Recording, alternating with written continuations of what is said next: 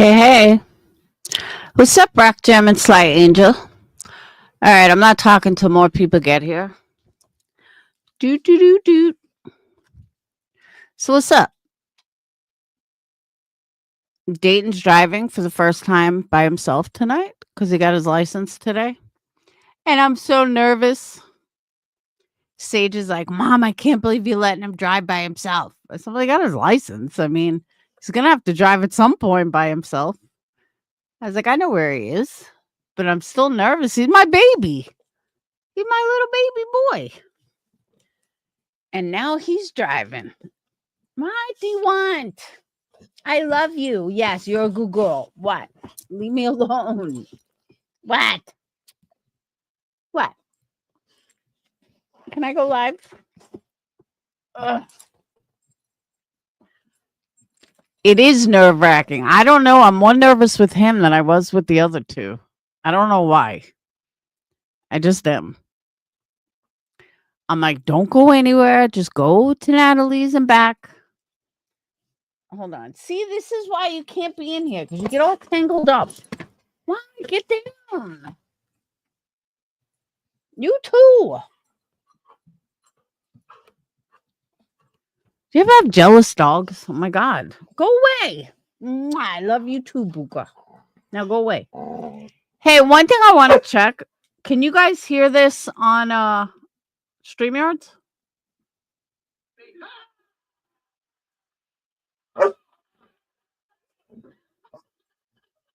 Do you guys hear that or you don't? I meant to ask you guys if you heard that. Stop. I know you hear the barking. All right. So that's why I can't use this on StreamYard. Don't be giving me those cute little eyes. No, no, no, no, no. You're going to get kicked out in a minute. Lay down. Play with your bone. Nope. Lay down. Lay down. All right. So then I know I can only use the deck. I can only use the sound effects on Streamlabs. I can't use it on StreamYard because you guys don't hear it.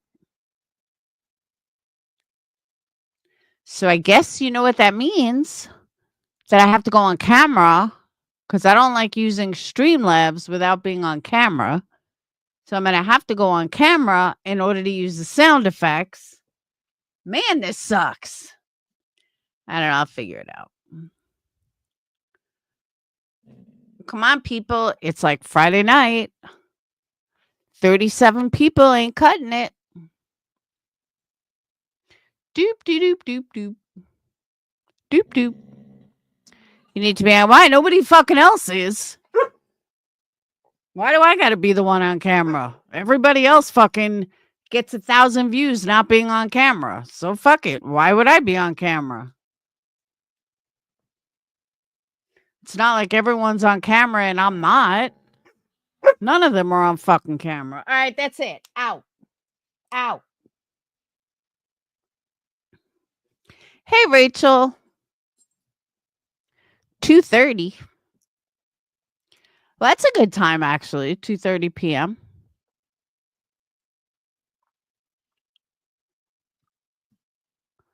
Nice in the afternoon. Any Patreons watch the movie? I know Sly probably didn't because she would have said something. Where's Amber? Oh, no, she watched it. So, while we're waiting for more people, and now would be a good time to give a plug in. Don't forget, order your candles, energycandles.com. Best candles you're going to find on the market. We got Valentine's Day specials, although they're not on the website. Why are they not on the website, you might ask? Since we're so close to Valentine's Day. What do you want? Mwah, I love you, but you're getting out. Let's go. Out.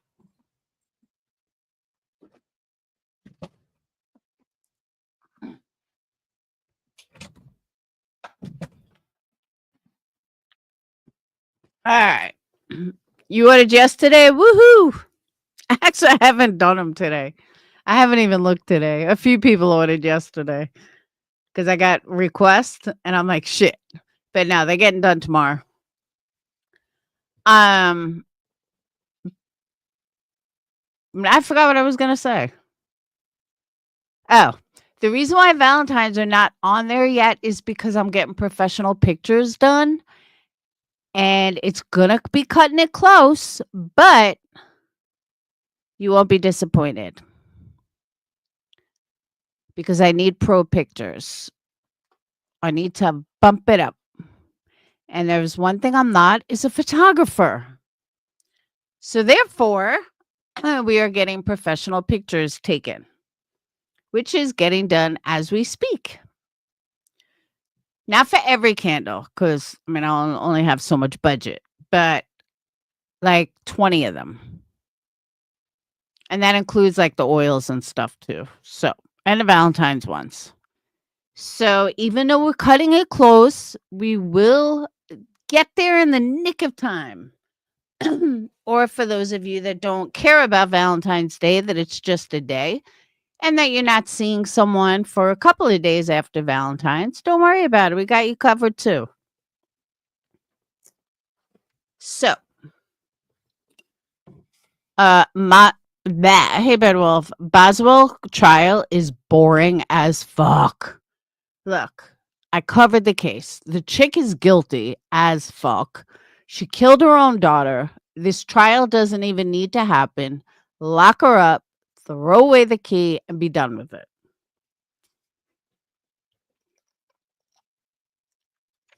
It's all you need to do. But I tried watching it this morning. I was so goddamn bored. The Zodiac candles are not getting a picture on the website because I think mine came out pretty good on those. What do you want, Winston? Why do my dogs gotta bug me? Well, you don't get enough love? Mwah, mwah, you need a bath. You need a bath.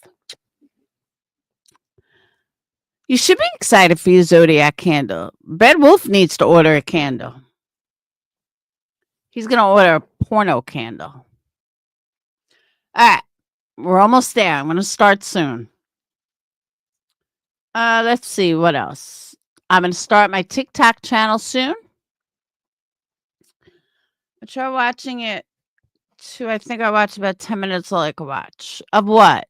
The movie?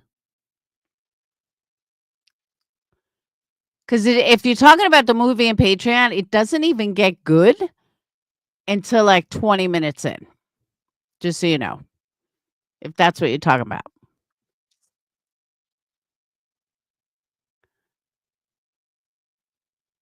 Oh, the trial. I know is boring. So fucking boring. I'm like, okay, I can't do this. I got like 10, 15 minutes in. I was like, yeah, no. Sorry. Guilty. That's all I need to know. Guilty.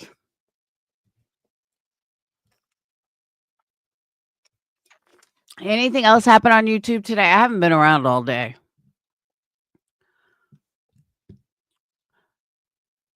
And one thing I want to talk about though, depression. I have never fucking known depression until recently. Don't even ask me why I'm depressed. Like I told Sage and I told my mom, I'm not like suicidal or anything, but things that normally made me happy don't even make me. I'm like in such a blah mode for like couple like 2-3 months already. I've never dealt with this before. Like I thought last time I was depressed. Nah, this time I am. Are you, Trish? I maybe I should do a live about it. Cause I'm like, you know what? Maybe when I speak to people, it'll make me feel better. 22 months. Woohoo. Hey, whistle down. But seriously, I've been in a funk.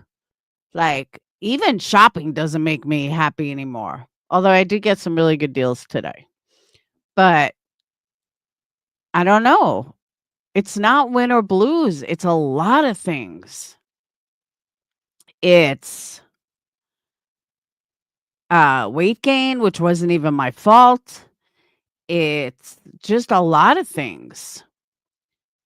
Money, business, YouTube, work, just everything.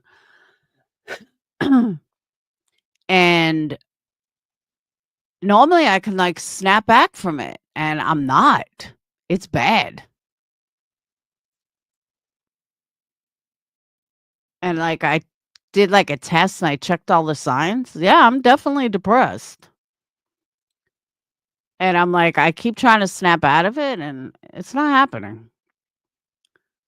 So I just kind of, all right, I'll get through it.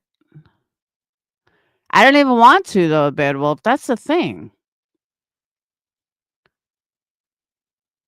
I mean, I do things that make me happy. I'm not saying that, but it's like you just get in this funk. Like I don't care. That's what it is. I don't care about anything.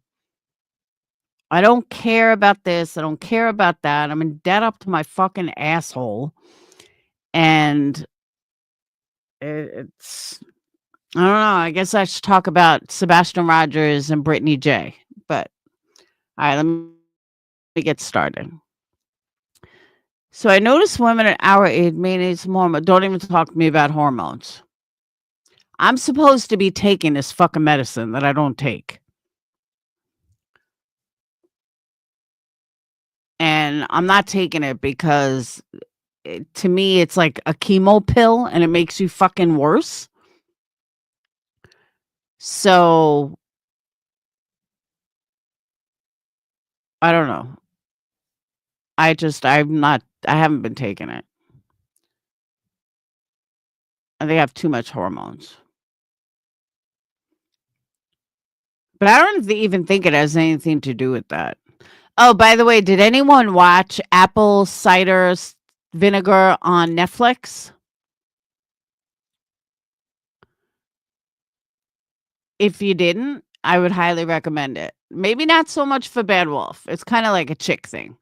But there was some really good takeaways in it, especially because I went through cancer. But I highly, highly recommend it. A great series. See, I didn't wanna watch that. I felt like I know OJ's story 1,000 times. So I started watching it. I was like, "I don't even wanna watch this. This is fucking boring."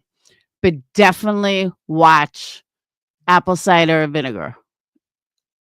It's a true story. It's based on a true story about this girl named uh, uh, Bella Gibson from Australia. And she faked having cancer, like, she faked having brain cancer, which she never had, but she was kinda like that other Anna chick, like, just fooled a lot of people, raised a lot of money, and, it showed her starting to rise and, how she did it, and it was very interesting.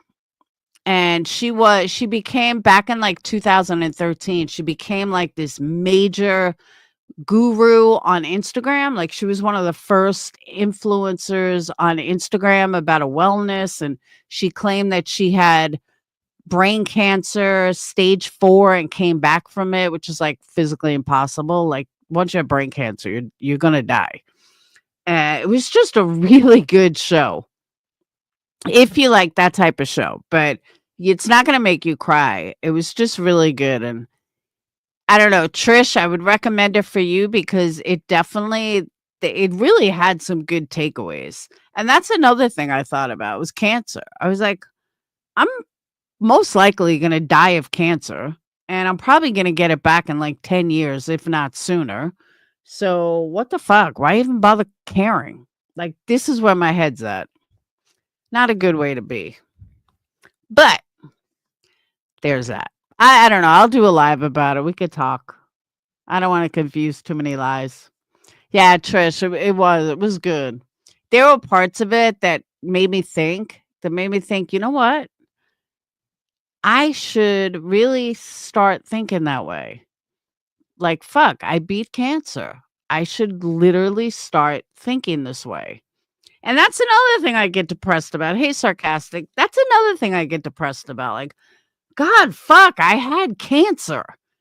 Like, holy fuck. And here I'm going about my everyday life, like, moseying on along. And like I said, odds are it's going to come back and I'm going to fucking die of it. And I'm okay with it. I mean, I've accepted that. Because all these doctors, medicines, they don't put you out past 5 years. Like after 5 years, it's a total, you never know. That's another thing, Bad Wolf. I'm like, why didn't I ever go skydiving? I was like, I was always too much of a chicken shit. And I was watching this show. I think it was on YouTube. I was like, I want to go skydiving, but my fucking old ass, no way. I probably have a heart attack. All right, so let's get started. After I clear my throat. I had said something in Patreon earlier. What in the fuck is going on in this goddamn motherfucking community? And I mean that wholeheartedly. First, it was Molly. Everybody went after Molly. Well, then Molly got gone, got off YouTube. And it was, let's go after Laura. It was like they just picked up where Molly was and then came after me. And I mean, to be fair, me and Molly were neck and neck in people coming after us for the last couple of years. So it's not like, oh, all of a sudden, let's pick on Laura. No. But once Molly was gone, then everyone came after me. Well, that got boring real fast. So, I mean, because honestly, the same people will come after me fucking years. How long are you going to come after me for without getting bored? So once everything came out, what a horrible person I am. Once everything came out and the shit hit the fan, well, we're not going to go after Laura anymore. Woo woo, 1 month. We're not going to go after Laura anymore. Let's go ahead and go after Betty. And it was kind of, they were crossing between, like some people still came after me, but for the most part, everyone that came after Molly, everyone that came after me was now going after Betty. It was like pass the torch. Okay. Betty lasted pretty much as long as Molly lasted. And now all of a sudden, Betty's no longer the target. Not that Betty's changed, not that anything is different, but I guess, they got bored going after Betty. So all of a sudden it comes down to Brittany J. Are you people fucking kidding me? And I don't mean you people, I meant the people that are going after her. Hey, Misery. And let me tell you where my aggravation stems from. Fucking, I don't even want to say names, but I kind of don't have a choice. So Granny's Watching has had a fight with, what's her name? With Brittany J for a long time. Granny's Watching had brought her fight with Brittany to every fucking panel that would listen, and vice versa. Brittany did the same thing. This was their fight. I know that Voices got involved for a minute. Voices was fighting with Brittany at one point. She was fighting with Granny at one point. But she was in that Natasha circle. And I don't understand how this became a community fight. So let's rewind. And what actually happened? Well, again, Brittany and Granny were fighting for a long time. 444 years, exactly. They were fighting for a long time. So when Granny started getting out of quote unquote Natasha's community, I'm not saying no, Miss B. When she was getting out of Natasha's community, she started paneling up with everyone who would listen. And when I say anyone that would listen, I mean anybody that would fucking listen. She went from me to misery to you name it. I mean, I was fighting with GW 2 years ago about Britney. That's how long their fucking fight has gone on. When Daniel, what's his name?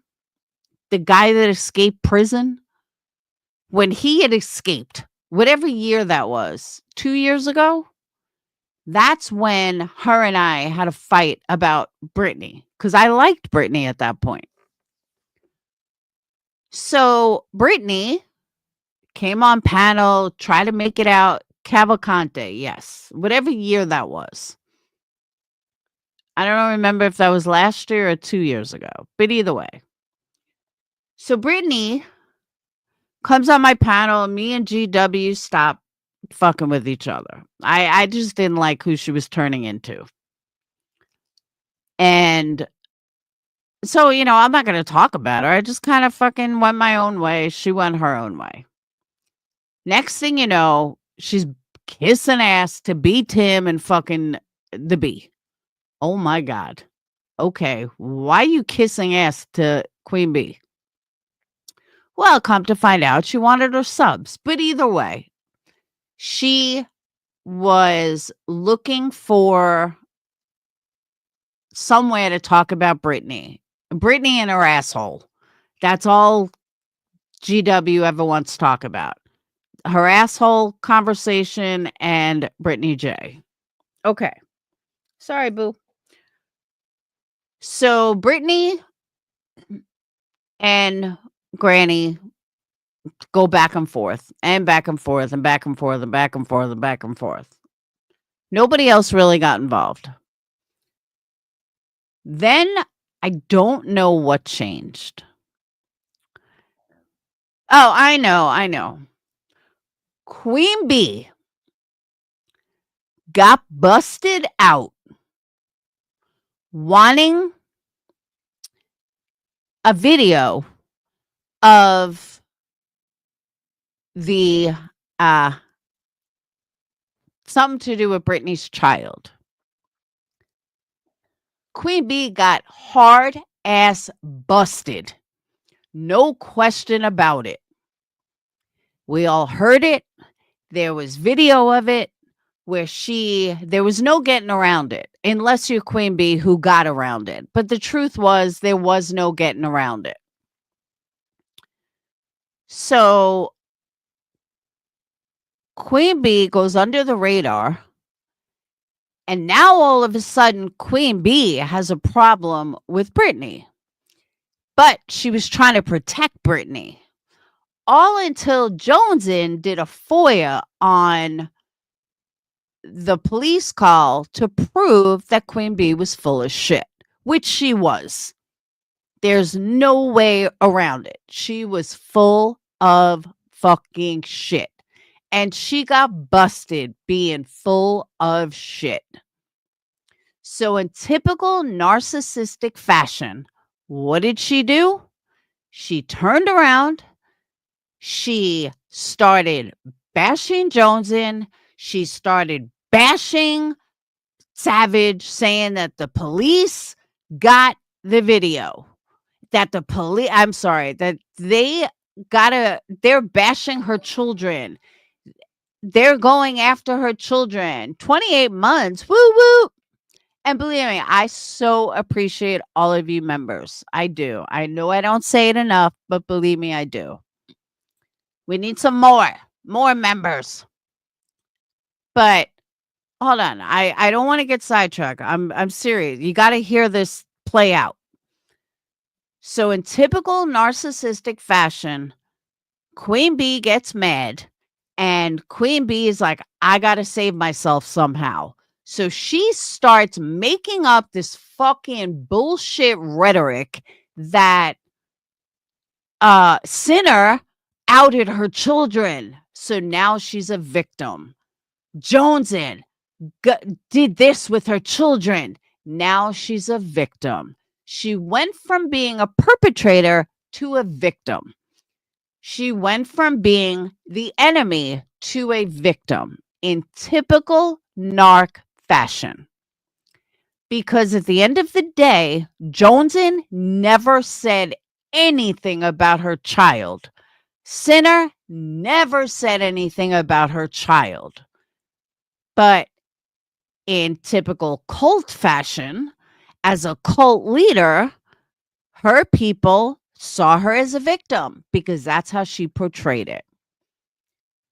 So, in order for Queen Bee to make sure that she stayed a victim, what she actually did, the lie, or I should say the lies she said against Joneson, the lies she said against thank you, Bad Wolf.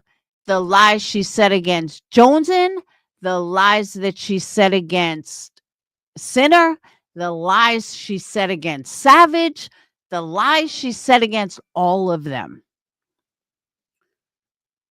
You know, I don't know why you guys can't hear this since I have Streamlabs open. Been a stalking bitch to you for And you years. can't hear that, right? See, the thing is, I have a mental disorder which makes me obsessed. Damn. I should have gone on StreamYards. So who got them? I can't even see who got them. Marie, I don't care for any of the people I just named. I don't care for Joneson. I don't care for Sinner. I don't care for Savage. But what's right is right and what's wrong is wrong. So keep that in mind. Now, so BJ was the victim. BJ was the only motherfucking victim. Okay? She's the only victim of the original scenario. Hold on, let me see who got members.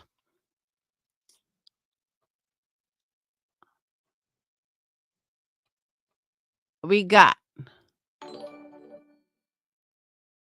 Party of One, Shannon B, MNC, I think, Angel Rose, Lindsay Lee, Tony Fire, Candy Fox, Krug's Wifey, John Willett, Dog Mom, Candy Fox. I'm starting to think Candy Fox is what's the word? A vision of my imagination. Now, she's actually a Patreon for a long time. She's just never on my lives. 38 months, Steve. Woo woo. You OG, girl. OG.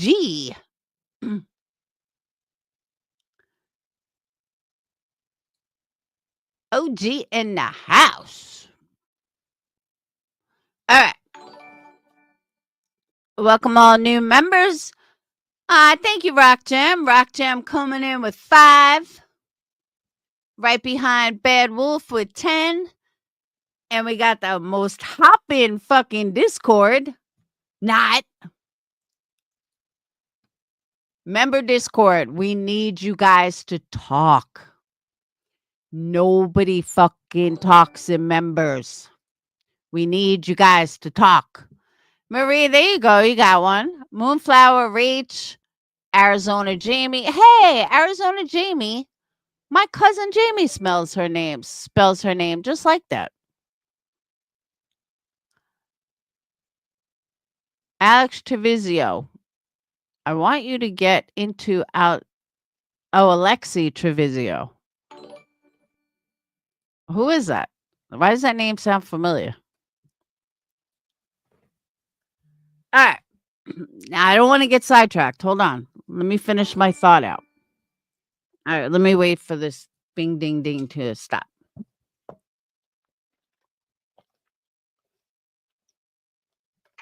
I'm telling you guys, the only people that fucking talk is Bad Wolf, me, and Kimberly Machowski. And Sly sometimes. Nobody fucking talks in there. I have Patreons in there that don't talk. Nobody talks. Bad Wolf is like dying to get into conversations with people. Nobody talks.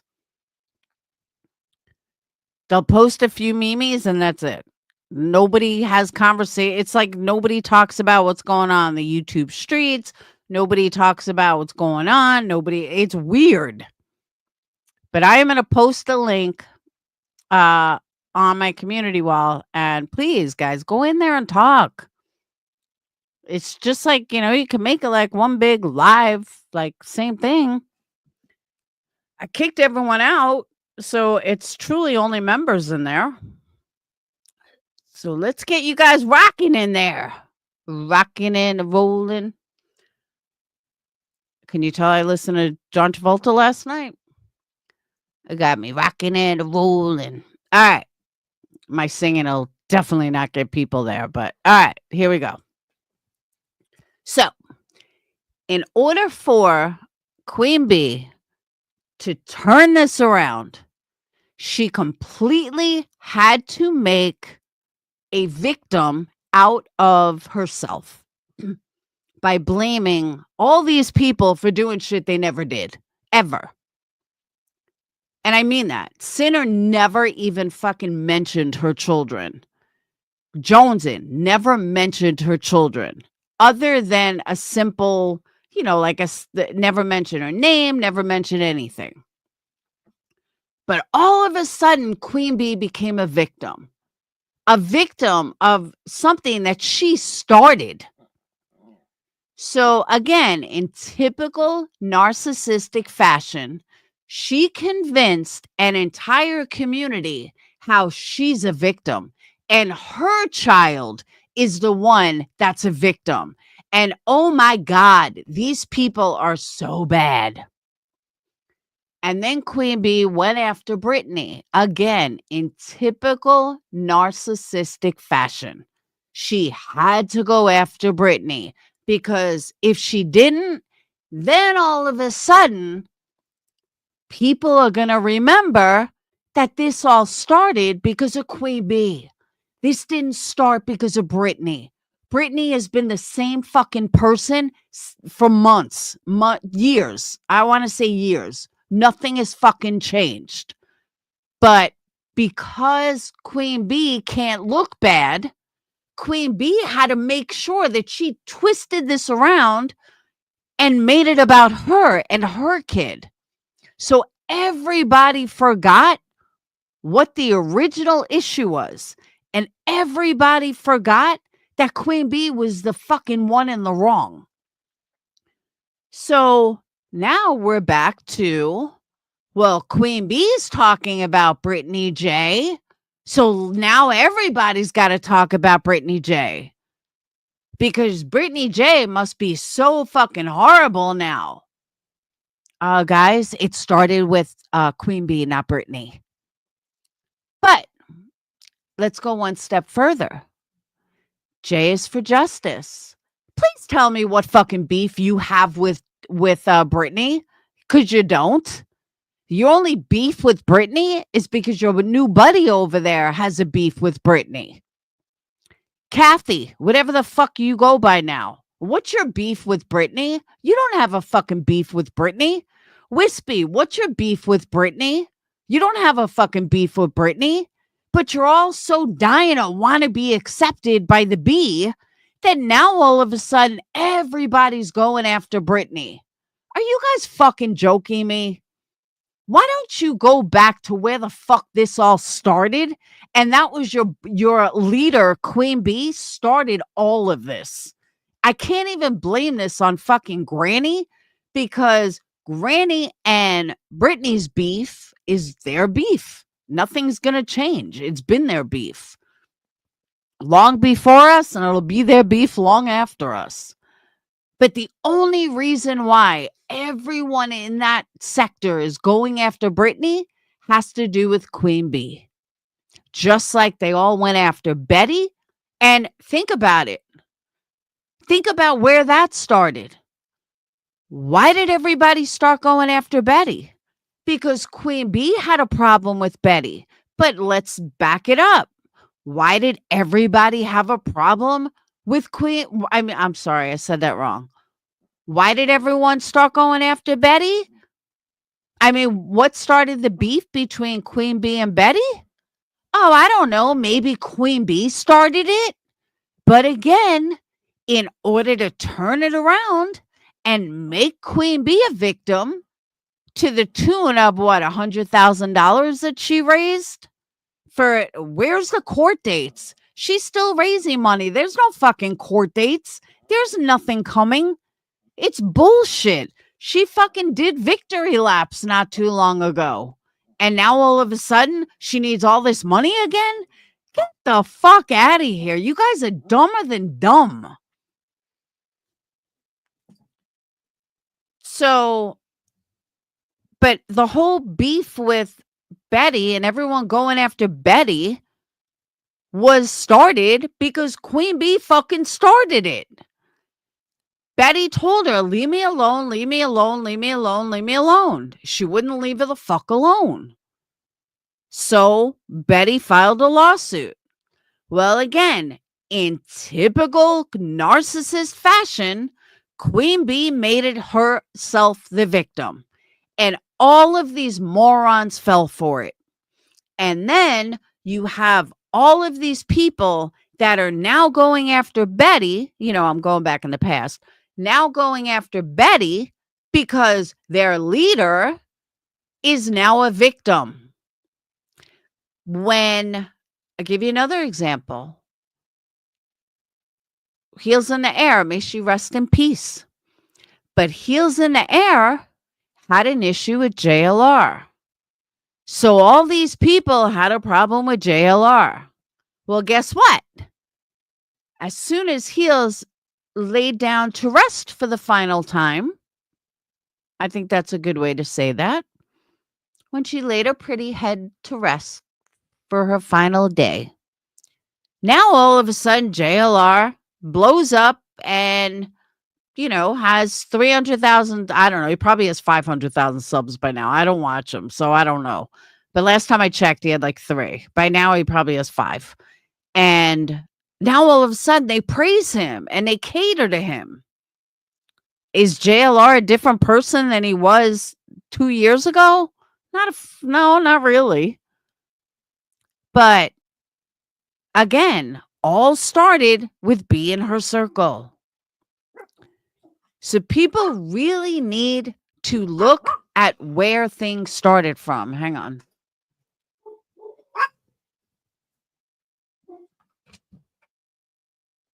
Why are you barking at? Right, you want to go too? You want to go too? What? You want to go? Speak. No? You stay with me, Buka.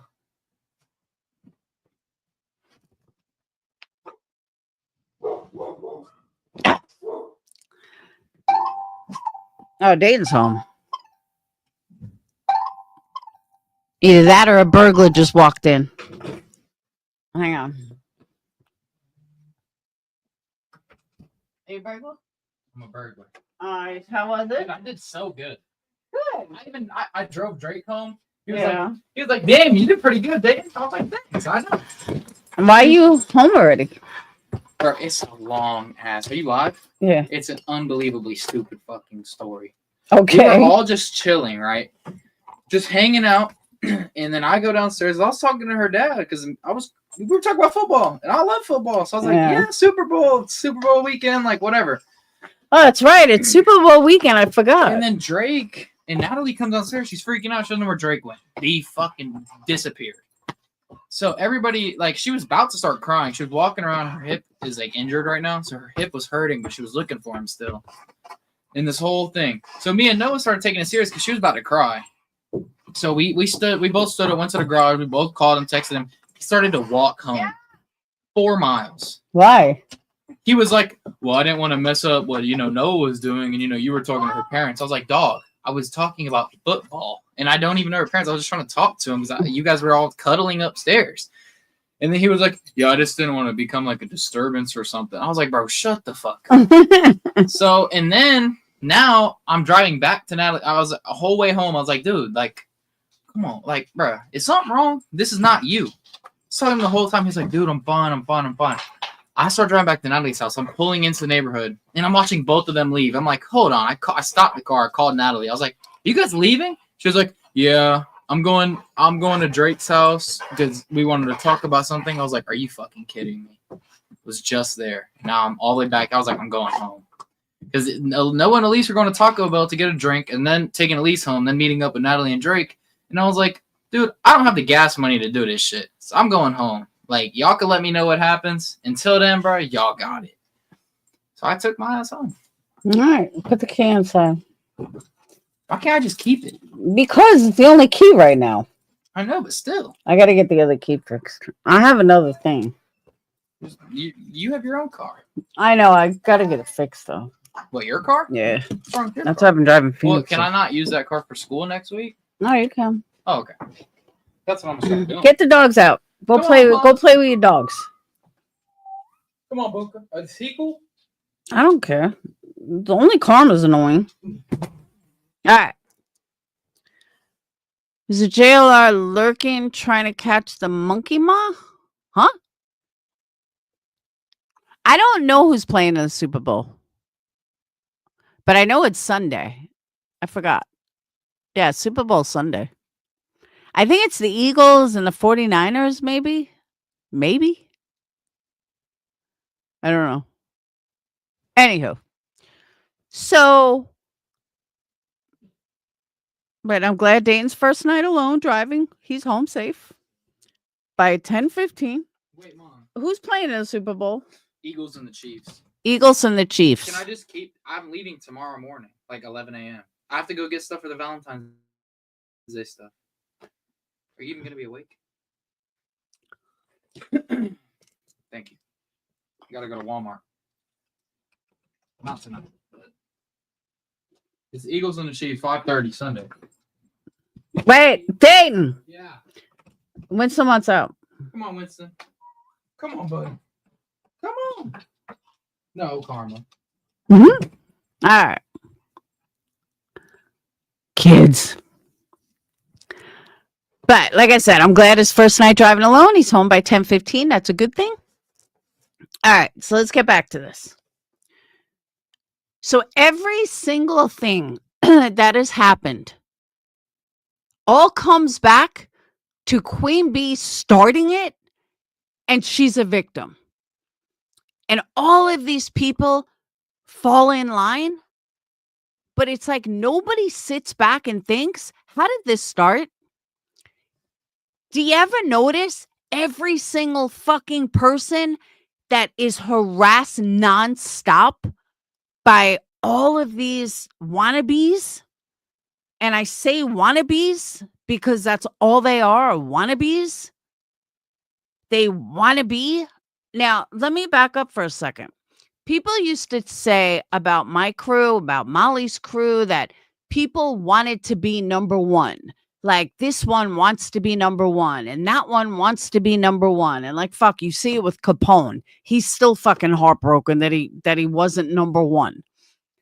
But I never really understood it. And honestly, Molly never understood it either.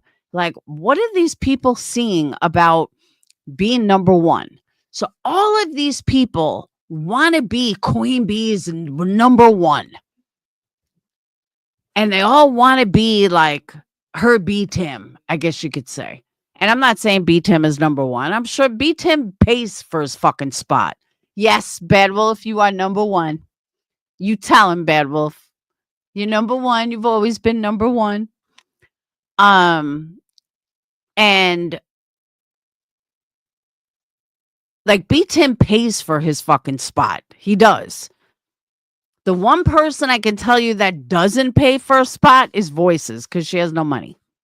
So she's not paying for a spot. But B Tim pays for a spot. But all these people want this ex-drug user fucking lowlife's attention so badly that they will hate anyone that she hates.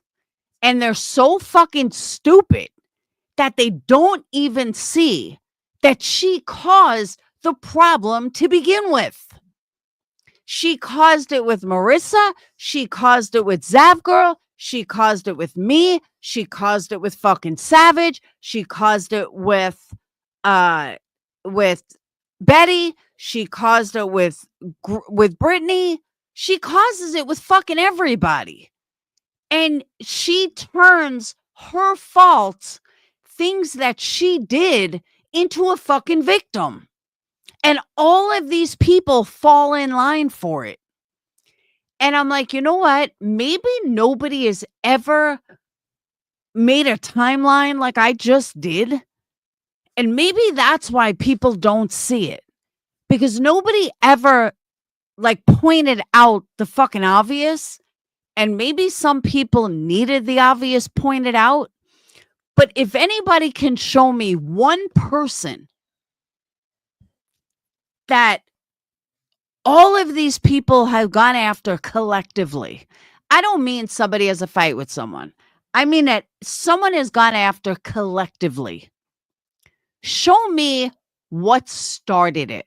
And I can fucking guarantee you that Queen Bee is the cause of every single fight and the very beginning of every single not every single fight. I said that wrong.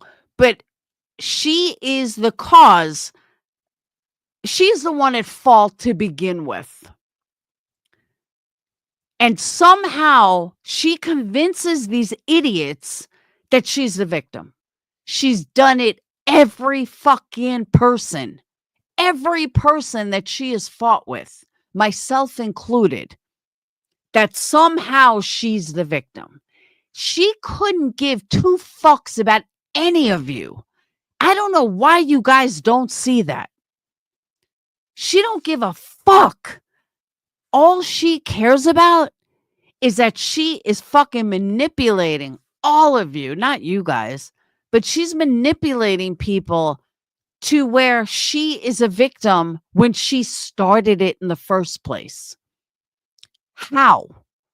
I could see a couple of people being so dumb, but please tell me how a motherfucking community is this stupid. How is a whole community, majority of a community, this fucking stupid? And again, now you have Jay is for Justice constantly going after Brittany. She did nothing to you, Jay.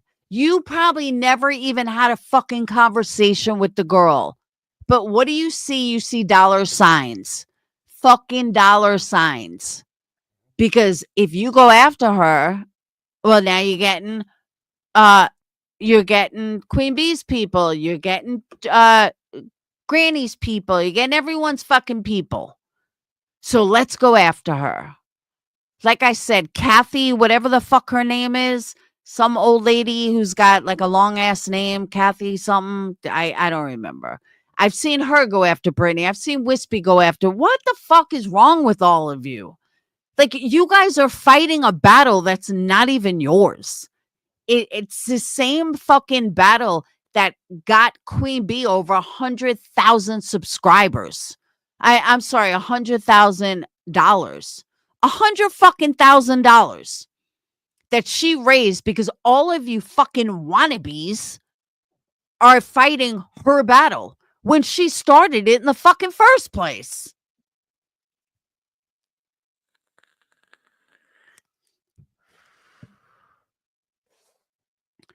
And I don't disagree with that. I don't disagree that people want to be a part of something. I'm with you on that. I get it. But to be a part of bashing someone, how is that normal? How is that? If that's what you want to be a part of, you need a fucking mental defect. I mean, you are a mental defect, not you need one. Yes, Kathy, let's talk about nothing. That's who I'm talking about. Thank you. But I don't understand, like, why is bashing someone who has done nothing to you? It's not like like I've gone after people that I personally have a problem with because I've met them. I used to be friends with them, whatever. And even I don't go after them, even someone I've been personal fucking friends with. You have a fight, you move the fuck on, and you talk about them once in a blue moon. Like literally once in a blue moon. If that. But to go on and on and on, and maybe this touches a note with me, not because I like fucking Britney, because I don't, but it touches a note with me because it's been done to me. And it still gets done to me. And I think it's absolutely ludicrous because, again, you don't know what someone's going through, and you certainly don't know how far you can push them. And they all think it's perfectly okay to have, all these different fucking women from all different directions go after them. Who the fuck do you think you are that you think it's okay to just fucking go after people? I'll give you an example. Here's a good example. You look at, and I noticed this yesterday, look at Keemstar's new fucking rendezvous, okay? All these new channels, the LOL cows, the LOL this, the LOL. Tina D, perfect example. Tina D is one of the roughest chicks I've ever met. She is hardcore. She's going to fuck someone up. But you know what you never hear her talk about? You never hear any of them go after all random people on the internet. They may go after each other, but you don't hear them go after strangers on the internet. Or you don't hear, and think about it, because you know I'm right. You don't see Tina D picking a random person. Or just because somebody doesn't like this one, she'll go after that one. She don't roll like that. I know Tina. She don't roll like that. She'll not like someone and she'll go after someone she doesn't like. Like she'll have her say on Savage, and it's pretty fucking funny. But she doesn't go at, if you don't fuck with her, she don't fuck with you. You don't go after her. And again, she is one of the roughest chicks I've ever seen. And she's hardcore. I mean, serious fucking hardcore. But you don't see them going after, you don't see them all gathering together, going after one person. She just doesn't do it. None of them do it. They'll go after someone on their own panel. Like if someone's on panel with them, they'll curse each other out. They'll, insult each other. They'll call each other names because they're all on panel together.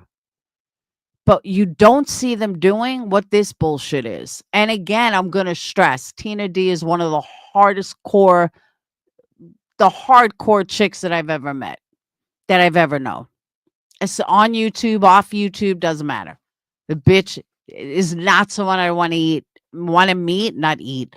Is not someone I'd want to meet in a dark alley in the middle of the fucking night in Harlem. No thanks. She's that hardcore. So it's funny if you know what she's talking about, but that's not even my point. My point isn't even if you think she's funny or not. My point is it doesn't get more hardcore than Tina D. You just don't. Show me someone that's more trash than Tina D, and I'll be shocked. And funny and serious and, joking, all in the same caboodle. That's Tina D. But my point is, as hardcore as she doesn't fucking go after people like they do. So I don't understand why they think that what they're doing is okay. Why do they think that everybody bashing Britney J is the right thing to do? Do you guys know how fucking horrible you look? You look like a bunch of wannabes that don't care how far you push someone. And I guarantee you, most of them don't even fucking know why they don't like Britney. Oh, you don't know Tina D? Go watch LOL Queens. She's hardcore. She's been on my panel, Frenchie, long time ago when she was fighting with Savage. Don't get me wrong, she still fights with Savage. But point being, I just really wish that people would wake the fuck up. Going after someone constantly. GW just goes into screaming rants now while the super chats rolls in. Exactly. But hold on. It's not a matter of Brittany's repetitive. GW does this. It's the fact that it all started. I'm going to leave GW out of it for the simple fact that GW and Brittany have been fighting for a long time. That's their fight. But it became Queen Bee and a community fight when Queen Bee did wrong. That's when it became a community fight. And that's fucked up. It's fucked up that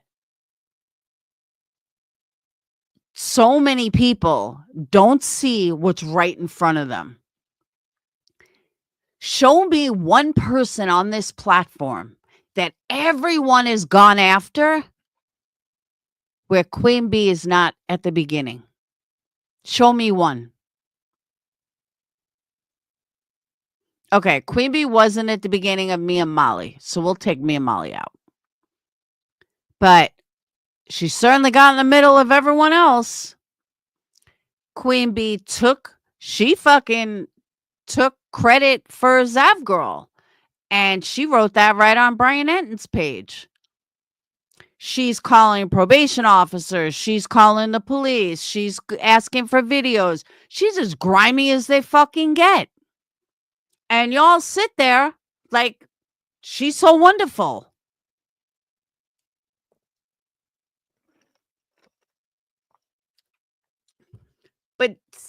But that's the thing, sweetie pie. That's not what I'm saying. She's not. All right. I'll say this again. She's not asking people to take on her arguments. That's not what she's doing. She's well past that.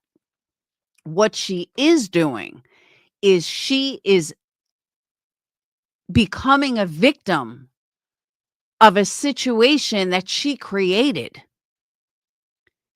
And in order to get people to ignore what she did, she then becomes a victim. And that's what people are latching onto. That's what people are seeing. She did it with Betty. She's done it with Brittany. She did it with Sinner. She did it with all of them. She did it with Savage. When she's wrong, she spins it that now she's a victim. Hell no. And sitting back watching it, I'm sitting there like, how do people not see it? How does her audience not see it?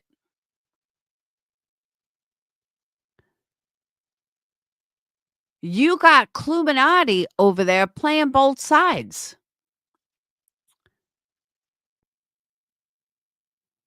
You got, for example, you got people accuse QB of doing drugs. It brings her super chats. But it's okay for them to accuse everybody else. As soon as Brittany becomes a victim, then all of a sudden, she's not any more fucking boring than B. Tim. I'm sorry. I find B. Tim way more boring than BJ. Way more boring. I find B. Tim to be the most boring motherfucker on this goddamn platform. That's a personal opinion. But yet there's 1,400 people that want to listen to his sorry ass. Make it make sense. Being a victim brings in the money? I guess so. That's it. I'm a victim.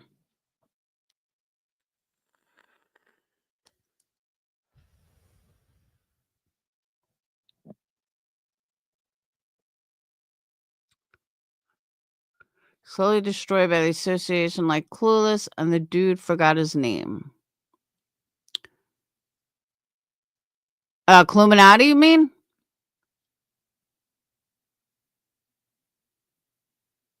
I don't know. I could listen to Britney more than I can listen to fucking Beat Him. And I'll say it publicly. I have 116 people in here. There's another creator who I happen to like personally, but he knows I can't listen to him on YouTube, who gets 1,400 people in his live every time he fucking goes live. And he talks as slow as this. And he doesn't talk any faster. And this is how he sounds. And he gets 1,400 people whenever he goes live. And you know who I mean. And I love him. I do. I like him as a person. But I don't ask me how he gets 1,400 people every single time he goes live.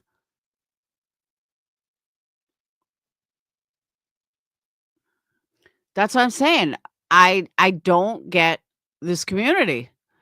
They want to be lied to. They want to be fucked. They want to be fucking played for a fool. And all right, let me rephrase that. Justin doesn't play anyone for a fool. Let me back that up. That's not who I was talking about. But everybody else fucking plays people for fools. Now you got this fucking lights issue. Like my cover said yesterday, you want to fucking retire early? Just follow the crowd. Just bash the crowd. Sebastian is so fucking lost in this that it's ridiculous. I know, right, sweetie pie? Wit doesn't matter anymore. Nobody wants smart. That's the sad part. These people want to be played for fools. Justin, justice for all. Don't hate me, Justin. Now, I like Justin as a person. Don't get me wrong. I do. That'll never change. He's never done anything wrong to me. He's very nice. I love him as a person. I wanted to meet him when we were both, out and about. I still want to meet him one day, go out with him, have dinner. As a creator, though, he just talks way too slow for me. And I don't follow Sebastian like that. But he knows how I feel. It's not, it's not a bad thing. But I'm just saying. Just like I used to like Britney.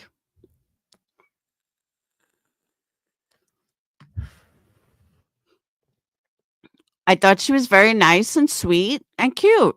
Not cute, looking cute, like the way she talked. But then it was too much. And then I see what the hell is going on with all these fucking creators.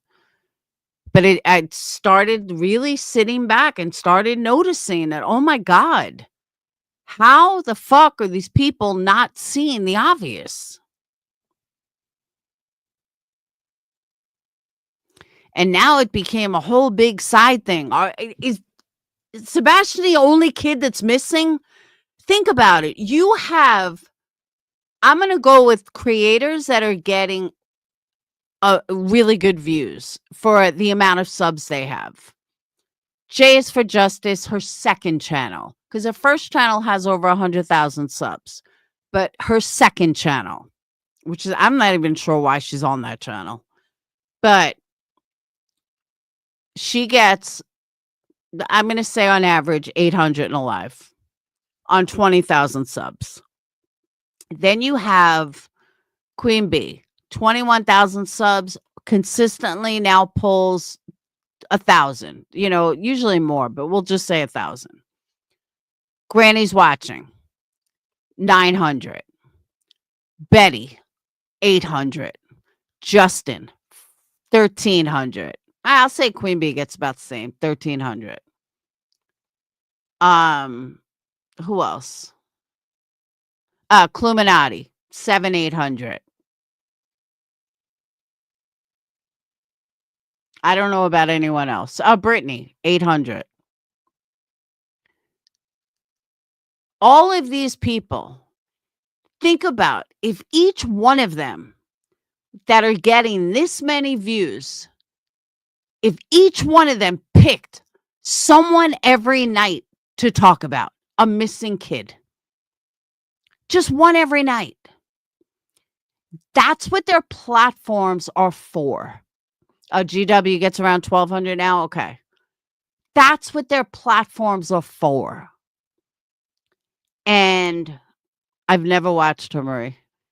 And to see the waste of all of these people for nonstop bullshit, all because, and they're all wasting it going after fucking Britney with Sebastian in their title. At least Justin yesterday talked about this new girl that's missing. I don't know if there's a follow-up on it yet, but I saw it on Nancy Grace. And at least Justin added a new name. But these people want to act like the creators, everyone's taking sides. Nobody's taking sides because all of the subs are watching all of them. And they're all talking about the exact fucking same people. It's like they did with Betty. They jump from one to one. You got Jay is for Justice on 8 hours a fucking day now. You got Granny on 8 hours a fucking day now. You got Queen Bee on 12 hours a fucking day. Are you people kidding me? Yeah, I think it is the main girl. Stephanie something. It was there news on her? I know Nancy Grace thought the parents were guilty. But there's no sides going on. They're all fucking in cahoots with each other. Same people that are watching Britney are watching Granny. And Granny is always a fucking victim. No matter what, Granny's a victim. Just know it now. She's going to cry about something. Always a victim. It is the most pathetic thing I've ever fucking seen. So you guys familiar with this news, with this Stephanie girl? It's kind of interesting.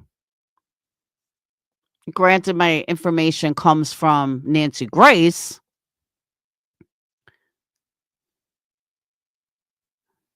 But why isn't anyone talking about her? Oh, yeah, because you can't make money off of her yet. My bad. But all these people are here because they care about missing kids. They don't give two fucks about missing kids. If you did, you would talk about someone else.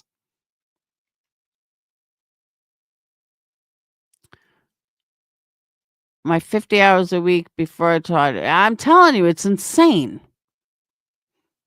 Oh, they're laughing all the way to the bank, Frenchie.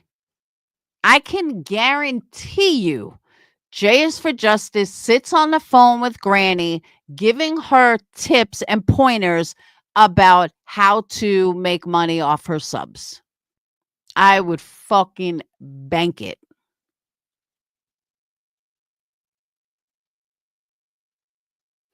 But all these people and subs are just as fault because they don't say anything. They just allow it. They have no fucking problem with what's going on. They have no problem because they're so fucking desperate that they have to run and run to this one and that one and get all the drama and oh my fucking god. These are real people, guys. This is real life. This is somebody's fucking real life. And like I said, I don't even like Britney anymore. I don't like what she pulled. But you know what? You don't see me talking about her. Why? Why would I? My issue with Britney is my issue. It's not a community issue. It's just my issue.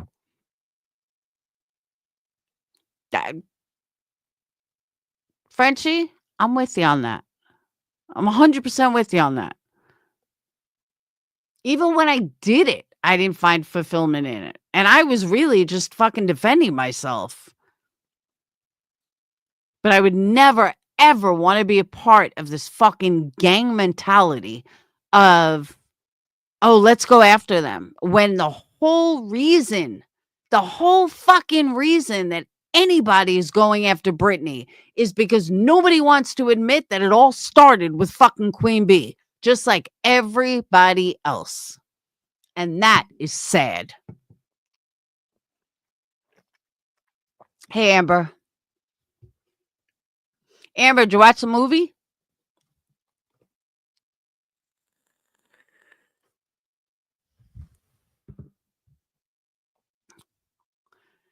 So if you guys aren't familiar with, I'm going to switch tones right now real quick. So this girl, Stephanie, she was 13 years old. She lived with her parents and I think like 4 or 5 brothers and sisters or something. No power. They lived in like a fucking tent or something. And she allegedly walked off in the middle of the night. I mean, I don't know. She walked off to cool down. But didn't didn't the parents didn't report it for 24 hours. Actually, the experts said it was more like 27 hours that they didn't report it. How do you not report a missing 13-year-old? And how the fuck do you live without power in a tent? And it was like the 4 brothers or sisters or something, the grandfather, the parents, like the parents were in town getting a job or something or looking for a job. But yeah, they didn't report it for like 28 hours. Why? I don't know. They thought she was going to come back. And then the grandfather's story changed that he didn't hear any cars and then he heard a car and the story changed like 3 times or something. And by the 3rd story it was, oh, her, I think I may have heard a car. So Nancy Grace was like, something's not right here. But I don't know, if I lived without power in a tent in the middle of the woods, I'd probably get the fuck out of there too. But like, she didn't have a cell phone. She didn't have anything. It could have been a runaway. It seems that she had a fight with her kid sister or something, or brother, and she just went to cool off. So she walked away. But if she did run away, I don't blame her one bit. I'd fucking run away too.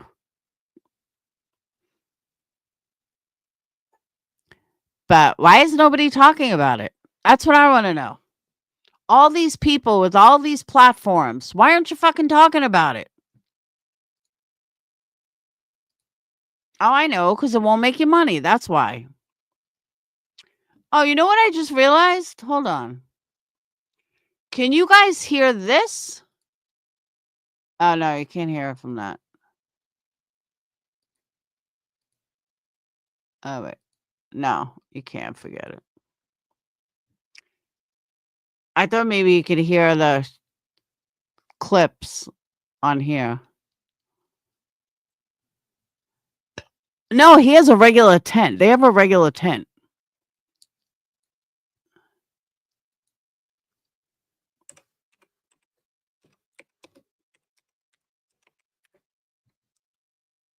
Uh,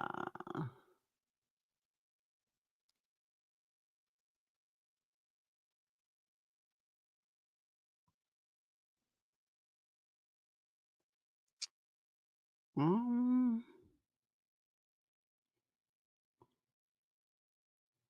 I'm telling you, I would run away too if I was her.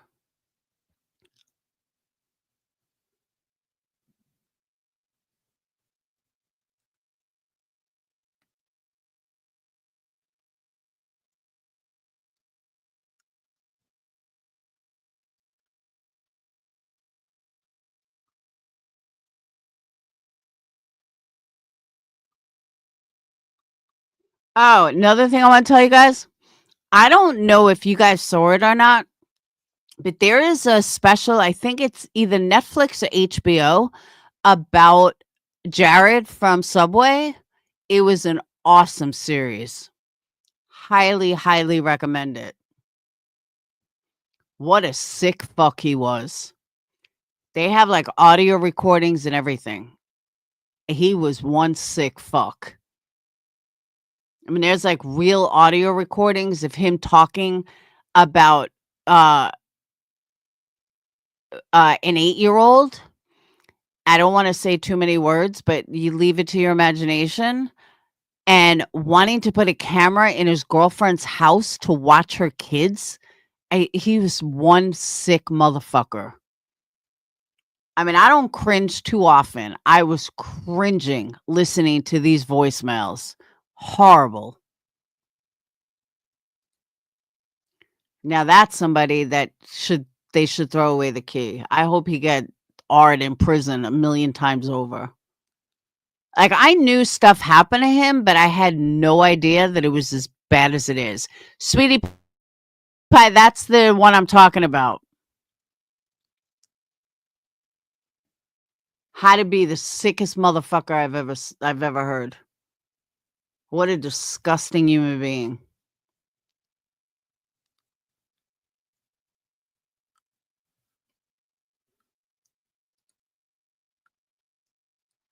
Um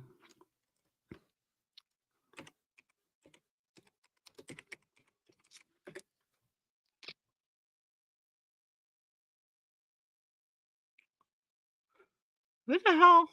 Here it is. This it?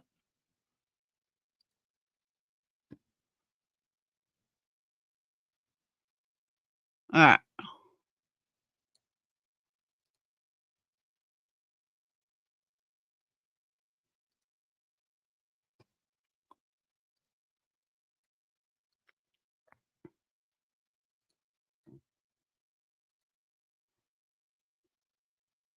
Yeah, he was fucking gross.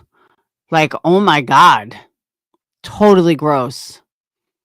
Like I said, I knew that he did sick shit. I didn't know it was that bad. Grace, this is Crime Stories. I want to thank you for being with us.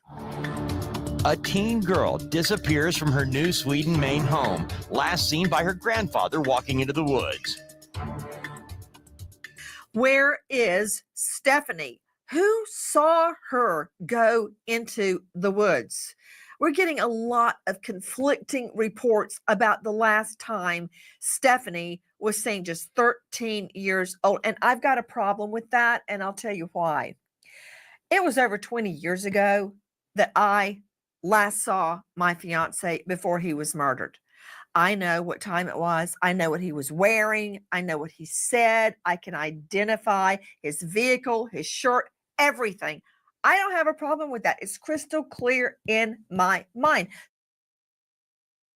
And I agree with her on this.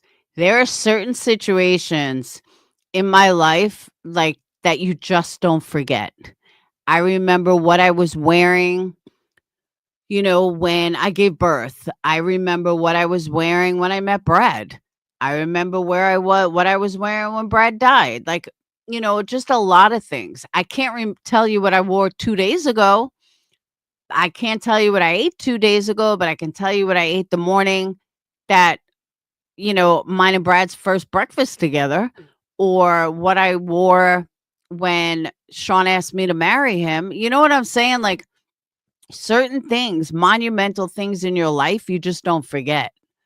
So I totally understand what she's saying here. How you would forget something that important is kind of odd. So why is there confusion about what happened to 13-year-old Stephanie?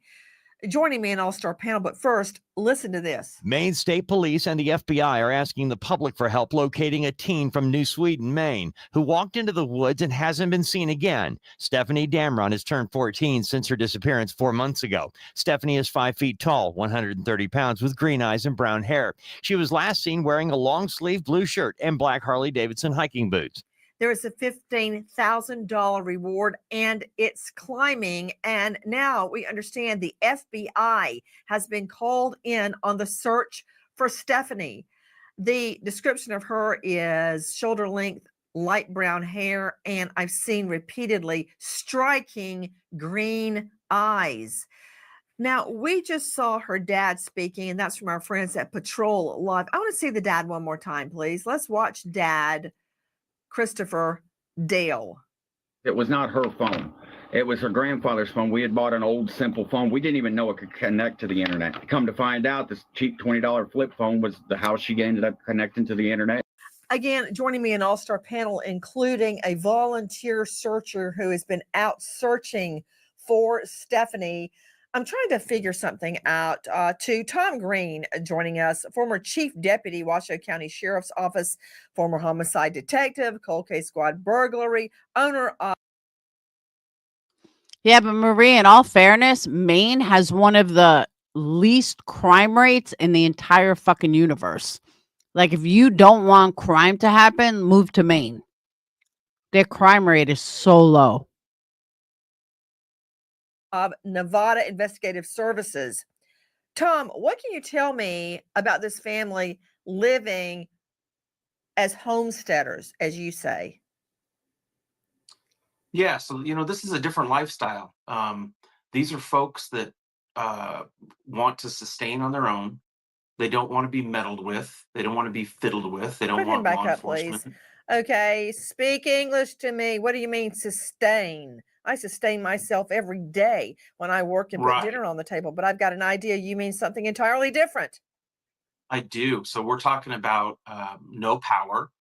Any power, any electricity they have is going to be generators. As you heard, a flip phone, one flip phone supposedly. Whoa, that's no being shared. power? Why don't they have any No power. power? Well, they're using generators to run things when they need power, but this is off the grid. Why do simpler you want a living. generator that can go down? I've got a generator and I go test the thing every week. But wait a minute. If you're not going to have power, that's a lifestyle choice, I guess. But if you're going to use a generator and you do have power, what's the point of not having power? Do they not want any connection to the power company? It could be, and it could be it could be cost prohibitive. They live like a half a mile from a road in a forested area of a town of 575 people. And this is remote as it gets. But I guarantee you the next door neighbors have electricity. What do you mean it's cost prohibitive? You know how much Well, a and generator it could costs? If be. you can afford a generator, you can afford a monthly power bill. Right. And, Nancy Grace obviously didn't get a power bill yet because everyone's power bill has been like tripled in January. Not everyone can afford it. according to them, that's what they were doing when their daughter went missing. What did you say about sustaining themselves? I'm sorry, I'm just trying to get an understanding of how this little girl was living. Yeah, well, like I said before, it's you've got 4 of their 6 children living at home in a home-fashioned yurt with no power, no plumbing, Put no running him water. up. Whoa, wait a minute. A yurt. That's a fancy name for a tent. Basically, yes. Where are the other 2 children? Do we know where they are? My understanding is that they're adults and have left the home and on their own. Gee, I wonder why they'd want to get out of there. Tom, I don't want to get too far afield from the fact that Stephanie's missing, and there are conflicting stories about when she was seen last. But I want Christy Rand is joining me, special guest, in addition to Tom Green, Dr. Angie Arnold, and Alexis Tereszchuk. Christy is a volunteer searcher who does not really know the family, but took it upon herself to go out and try to find this little girl. Christy, first of all, what led you to join the search for Stephanie? I have a distant family connection to another missing person here in the state. So I've done advocacy work for that relative for about 6 or 7 years. And she had a similar circumstance of being presumed to have walked away. And in her case, hundreds of volunteers searched her area. Look, I am not trying to sound pretentious, but no child should be raised without basic necessities: power, lights, a roof over there, like a real roof made of brick or cement or something. No child should be raised in a tent. If your parents don't have money, go get a fucking job. I'm not saying it's easy, but out of two of them, one of them could fucking get a job. But to put your kids through that and give them that life, that is disgusting to me. Again, people live poor all the time. This is not about being poor. This is about, if you can't afford basic essentials for your kids, then don't have fucking 6 of them. For almost a month. And the stark difference in the response for Stephanie was really what called me to her case. What was the difference, Christy? Stephanie had no on the boots ground volunteer searches for the first at least 24 hours since the delay in reporting. And beyond that, a scale of even a third or a fourth of the size of what should have happened didn't happen for over a month. So there was a lack of real serious response that would lead you to think that she could be lost in the woods or had fallen and been injured, just based on the lack of volunteers and searching that was happening on the ground. Okay, Christy, I got a cramp in my hand trying to write down everything that you just said. That was a lot of information. First of all, delay in reporting. My ears pricked up when I heard that. What delay in reporting? Yes, so we've been told it's about a 24-hour delay, and we like to consider that it was actually longer, closer to probably 27 or 28 hours. The parents claim that they received the call that Stephanie had walked off in the early afternoon, let's say afternoon time. And the call to report her missing didn't come in until around 4 p.m. the following day. No. Marie, my point is, if you have, like, all right, there are people around here with like 8 kids, but they live in a $2.4 million house. They can afford their kids. You want to keep having kids? Keep having kids. They can afford them. If you don't have money and you don't have a job, then you don't keep pumping out children. At no point does someone say, we're going to be able to afford 6 kids. There's just no way. So whatever reason they pumped them out, you have to be responsible. You can't even afford to give your kids school or, lights. So I think it's absolute ridiculous that they had 6 kids and they can't even afford lights. And you wonder why one ran away. I'm surprised more didn't run away. A little bit about circumstances surrounding her disappearance, yet even the facts we have gleaned have become murky, but this is what we originally learned. Listen. Stephanie Damron, 13, is one of 6 siblings homeschooled by their parents, Lisa and Christopher Damron. The family of 8, along with the children's grandfather, live in a rural wooded area, preferring an off-grid lifestyle. The children are all very familiar with the woods surrounding their home, with Stephanie spending hours outside for time to herself. While their parents are away, Stephanie gets in an argument with her sister over their chores and storms out of the open front door. Grandpa tries to stop Stephanie, but after noticing tears in her eyes, he lets the 13-year-old go, assuming she will return after cooling off. Okay, I'm trying to make sense of what I am hearing right now. I've since heard Grandpa did not see her walking off into the woods. I've also heard that what was seen is Stephanie walking into the backyard. Okay. Alexis Tereszchuk joining me, crimeonline.com investigative reporter. Alexis, which of these versions is true? Could they both be true? You remember I told you about my former judge, one of the many judges I practiced in front of, but this one particular judge, Judge Luther Alverson, the oldest working judge in the courthouse, and I might like to add the best. He would tell juries, it is your duty to make all witnesses speak the truth, impugning perjury on no one. In other words, 2 people can have different stories, but they're both telling the truth, right? Based on their vantage point, what they recall, what they heard.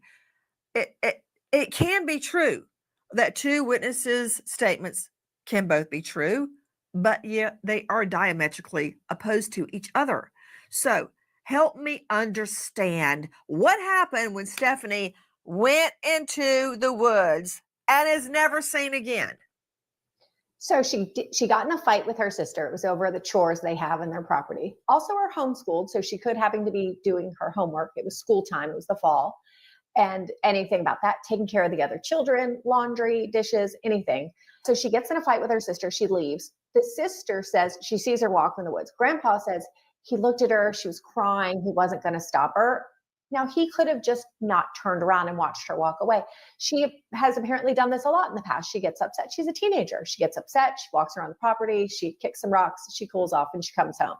So they weren't initially worried is perhaps why they didn't call the police originally. And after then 27 hours? Well, they weren't originally worried in the beginning. This is something she has done before. They've said that she has often sort of left and walked on her own. Again, they own a huge property. She could have just wanted to be outside. Is it a huge property? Christy Rand, you have searched the property before members of the volunteers were blocked by the family, according to reports, from coming back on the property to search. How big is that property, Christy?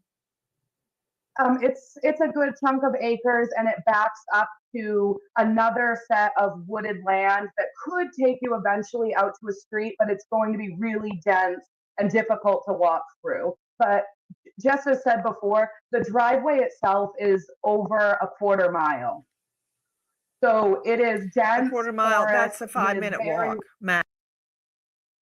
Yeah, a quarter mile is nothing. Absolutely nothing.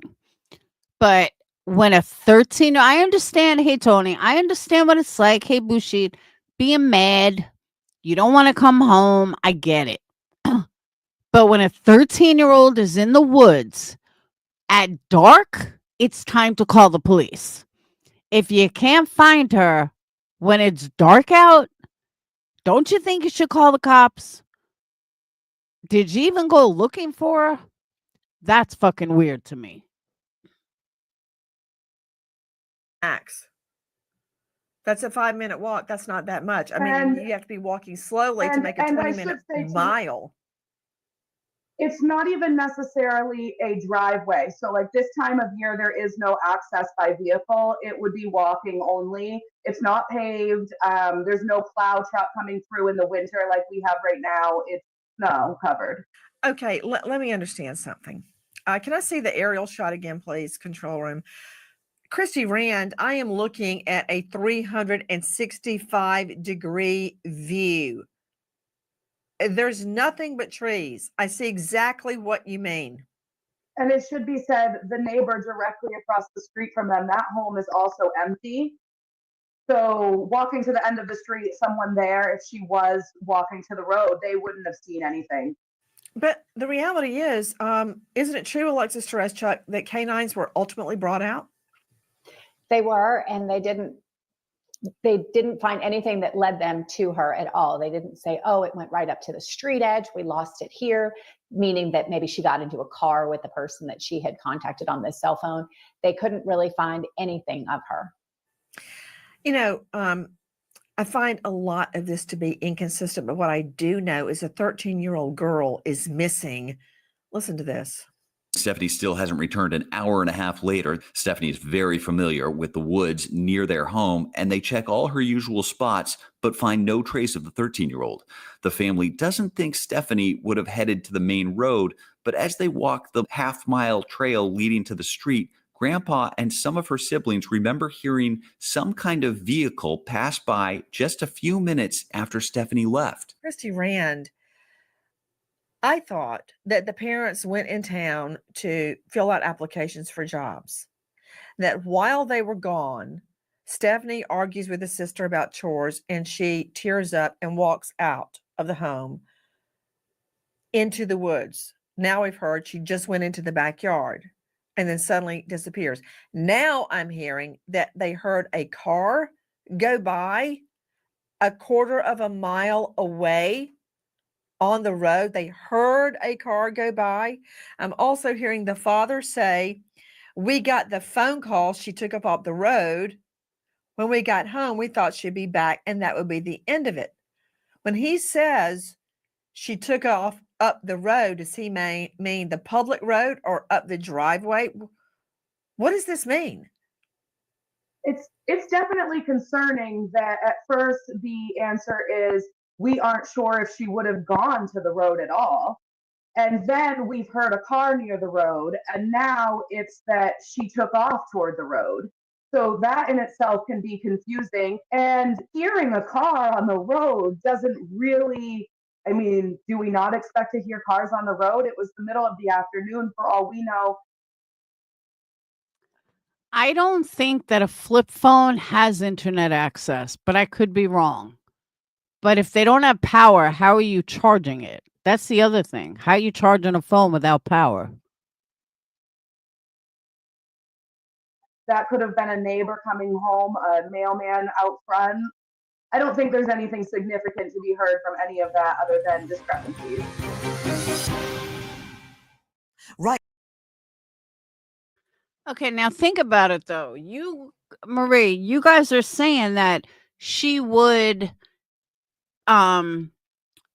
that she could have called someone or whatever, but they wouldn't have known that she had a fight with her sister. The only reason she took off is because she had a fight with her sister. Then she took off. If she called someone or someone picked her up right away, they would have no idea that she was having a fight with her sister. That's why I don't think that she ran away on her own. To me, that's not logical. Because, again, that person wouldn't have known, and she doesn't have power. I don't even think the phone was charged. She didn't have power. No, there was no power. They just said the neighbors weren't there. It was like a summer home. So there was nobody there. That police were not called the entire evening. She was not reported missing until first thing the following morning. Now, I don't understand that. To Christy Rand, have you ever got an explanation why the parents went overnight without reporting their 13-year-old girl was gone? Do I have that timeline correct? She was not reported missing till the next morning? The earliest confirmation that we've gotten for the reason that happened is that they were under the assumption that you needed to wait 24 hours to report missing. And so they were supposedly waiting for that 24-hour mark. And unfortunately, they weren't waiting by the clock and missed the 24-hour mark before making the phone call. And as far as the quote saying that they were in the woods screaming and looking for her, that leading up to that 24-hour mark, there are no neighbors that ever received a knock from them. If they were out looking for those 24 hours, it was not to a neighbor. Hey, Chrissy, She's been missing for 5 months. I didn't realize that until just now. September 24th, she disappeared. We're now on February 7th. how close is the home to, say, for instance, a convenience store? Miles. 10 miles, 20 miles, 1 mile? I'm not comfortable saying for sure, but I would say about 10 miles. It would be a Okay. lengthy walk for a teenage girl to be going to the local gas station on foot. Her closest You're right. neighbors would have been safer locations for her to go, where they have figurative Uncle Andrew who lives nearby. There are other people on their street that she would have been more likely to walk to before attempting to reach town. Okay, let me understand something. Tom Green and I both say the family lived in a yurt, which is a glorified tent. You say, no, it's not a yurt. Then what is it?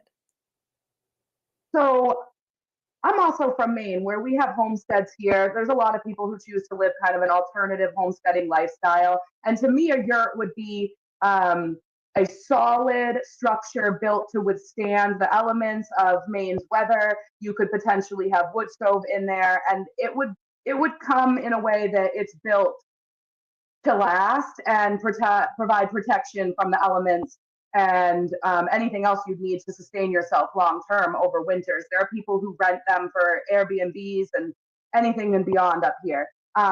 What they have, I call a DIY version of that, where they have a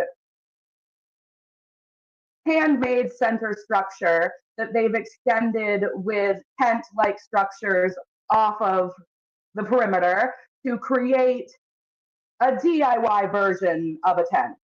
So they're living in a tent-like structure. Does each child have their own space, or are they all in one room? They have small, separate room-like living quarters. They wouldn't be what we consider rooms with our own windows and doors, but they would be separated from each other for a little bit of privacy. There's no indoor bathroom or anything like that. So it's not the structure that we would all want to see our kids raised in, but for people who are choosing an alternative lifestyle, it could be seen as fit. When you refer to them as homesteaders, what is your interpretation of the word homesteader? Possibly being off the grid like they are, using a generator when they absolutely need power, not using everyday amenities like the running water, but still having access to potable water to use for washing dishes or cleaning yourself up, potentially using animals and other techniques to, have your own garden, grow your own vegetables, process your own chicken, survive off the land, and need as much outside subsistence as possible. Okay, Dr. Angela Arnold joining me, renowned psychiatrist, joining us out of the. Again, not trying to sound pretentious, but that sounds like such a fucking horrible way to live. Not hard, like I could do it like with another adult. Like, hey, let's live off the grid. But to raise my kids like that is fucking gross. No kid should be raised like that. For summers, like, you want to live like that in the summertime, go right ahead, have fun. But to put a kid through that 24/7, not even allow them at school, to me, that's child abuse. And again, I don't want to sound pretentious, but it's child abuse. Kids should have their own fucking bathroom. They shouldn't have power. They should be able to take a shower. But I'm in total disagreement with you, Marie. I don't think she ran away. And I think she was taken. And that's why she hasn't been seen or heard from in 5 months. The Atlanta jurisdiction voted my Buckhead's best psychiatric practice of 22, 23, and 24. Dr. Angie, I'm not. You have to remember when somebody runs away, you're not just running away from your parents per se or your situation. You just now left all of your brothers and sisters, your older brothers and sisters that don't live there anymore. You don't just run away from an entire family. And it's like people that say, oh, they were sex trafficked. This one was, no, they weren't. They don't even fit the profile. But when it comes to running away, and this is just my opinion, but it nobody's, if it was a single child, I'd give more leeway to it, but not someone that comes from a big family, because she would miss her brothers and sisters. Even if she hated her parents and wanted to get out of the situation, she wouldn't run away from all her entire family. That's why she didn't run away. I don't think the parents did anything. I think she was taken. Or she got in a car not knowing what was going to happen. She got in a car, she was mad. And then something happened. Judging, I don't care. I have lived in a tent over the summer when I was a camp counselor in the National Forest. I like camp tenting, going with a camp, going with a tent. Now, if you want my early on theory, this is my early on theory. My early on theory is some psycho was driving by, matter of convenience, saw her, said, hey, you want to ride to the store? She probably said no at first. Then he said, or they said, whatever, said, come on, we'll give you a ride. No reason for you to walk. She says, all right, fuck it. It's too far for me to go. She gets in the car. She's never seen again.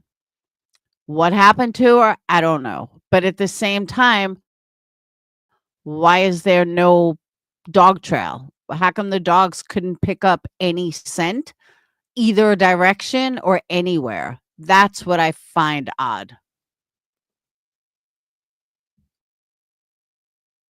been in a yurt. I certainly don't live that way now with the children and my mother living with us. But that said, I don't care how these people live. What I do care about is the fact that, quote, off the grid and homesteading, homeschooling, that gives a lot less eyes on the child. I can't even figure out when she was last seen, for Pete's sake. Well, and my big question is why, Nancy, why are they living like this? Like it makes us wonder if they're running away from something. And this little girl at 13 or 14 years old sounds like she may be getting tired of this way of living. Oftentimes when people run away, they can either be running away from something that's going on in the home environment, or they can also actually be running towards something that they're looking for. Okay, so remember that they could be running away or towards something else. So we're all questioning this way of life. What about the other 4 children? Are they questioning this way of life? I mean, you become Dr. Angie, I'm not questioning their way of life. This is America. It's not communist China where they know everything you're thinking and doing. But is the little girl questioning their way of life? And is she running away from something that's going on in the home? Or is she running towards something, another way of life that she would prefer to live? That's my question in all of this, because I don't believe we have enough information. See, Marie, that's the thing. She does roam the woods. Her scent should be everywhere. So how did the dogs pick up nothing? They said they didn't catch a scent at all.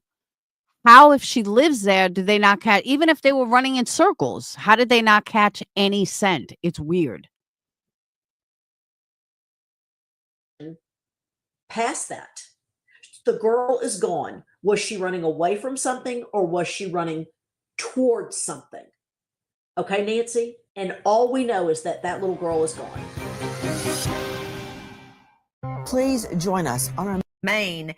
We just heard Dr. Angela Arnold state that this little girl, just 13 years old, described as having shoulder length light brown hair and strikingly green eyes, was either running away from something or running to something. Let's explore the theory she's running away from something.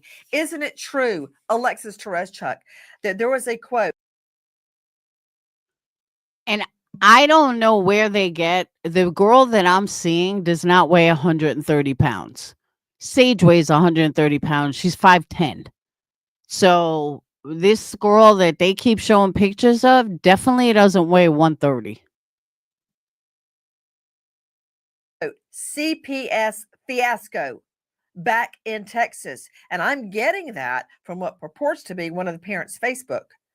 A quote, CPS Child Protective Services fiasco back in Texas. And they fled Texas and moved to Maine. Explain what happened. So the police were called because the parents were inside a McDonald's and they appeared drunk. So the police came up, they found them, they arrested them for being drunk in public. Then they realized 2 of their children were in the car outside. So the parents weren't even taking care of the children that were in the car.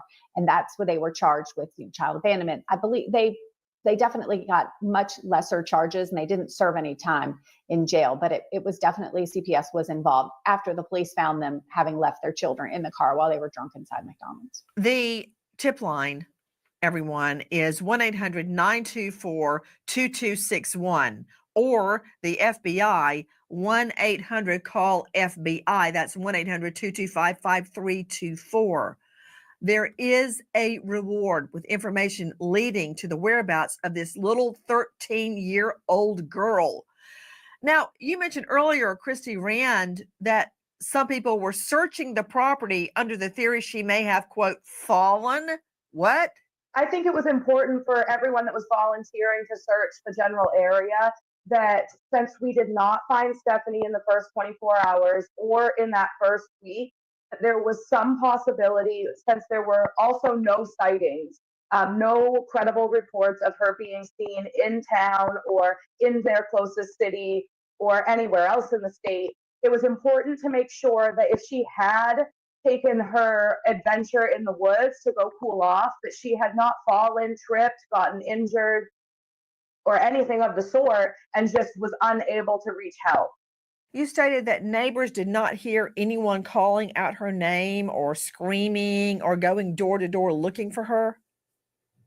No, so no neighbors heard anything that 24-hour period delay of reporting her missing, that they were out screaming in the woods looking for her. Neighbors heard nothing.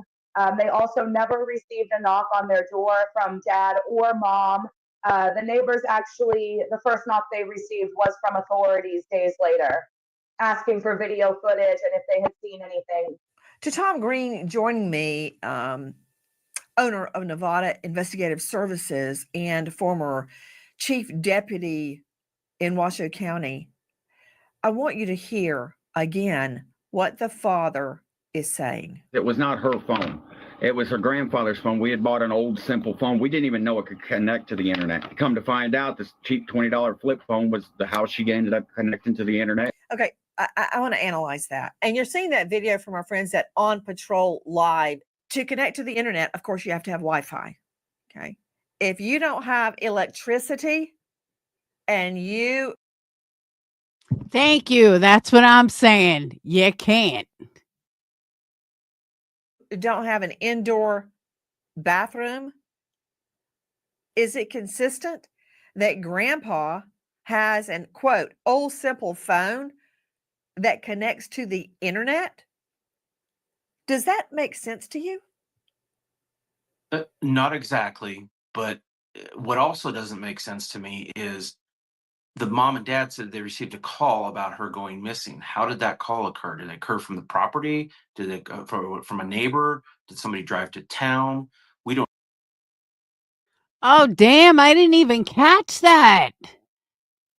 Wow, that's right. If she allegedly has the phone, if she allegedly kept the phone, then how did somebody call? Damn, that's a good point. I completely missed that one. No, Marie, you're missing it. They're originally said that she had the phone. There was only one phone. So how did they call? Who the fuck called? Because the parents say that somebody called them. Well, how did somebody call you if she took the phone? It's another lie. And I'm glad the cop caught that one. Because that one went right over my head. Because in my mind, everybody's got a phone. You know what I mean? Like, who doesn't have a phone? All my kids have had phones since they're like 4. So it went right over me. I didn't even think of that. But the cop is right. Who called then if she allegedly took the phone? No, but they said that she took the phone.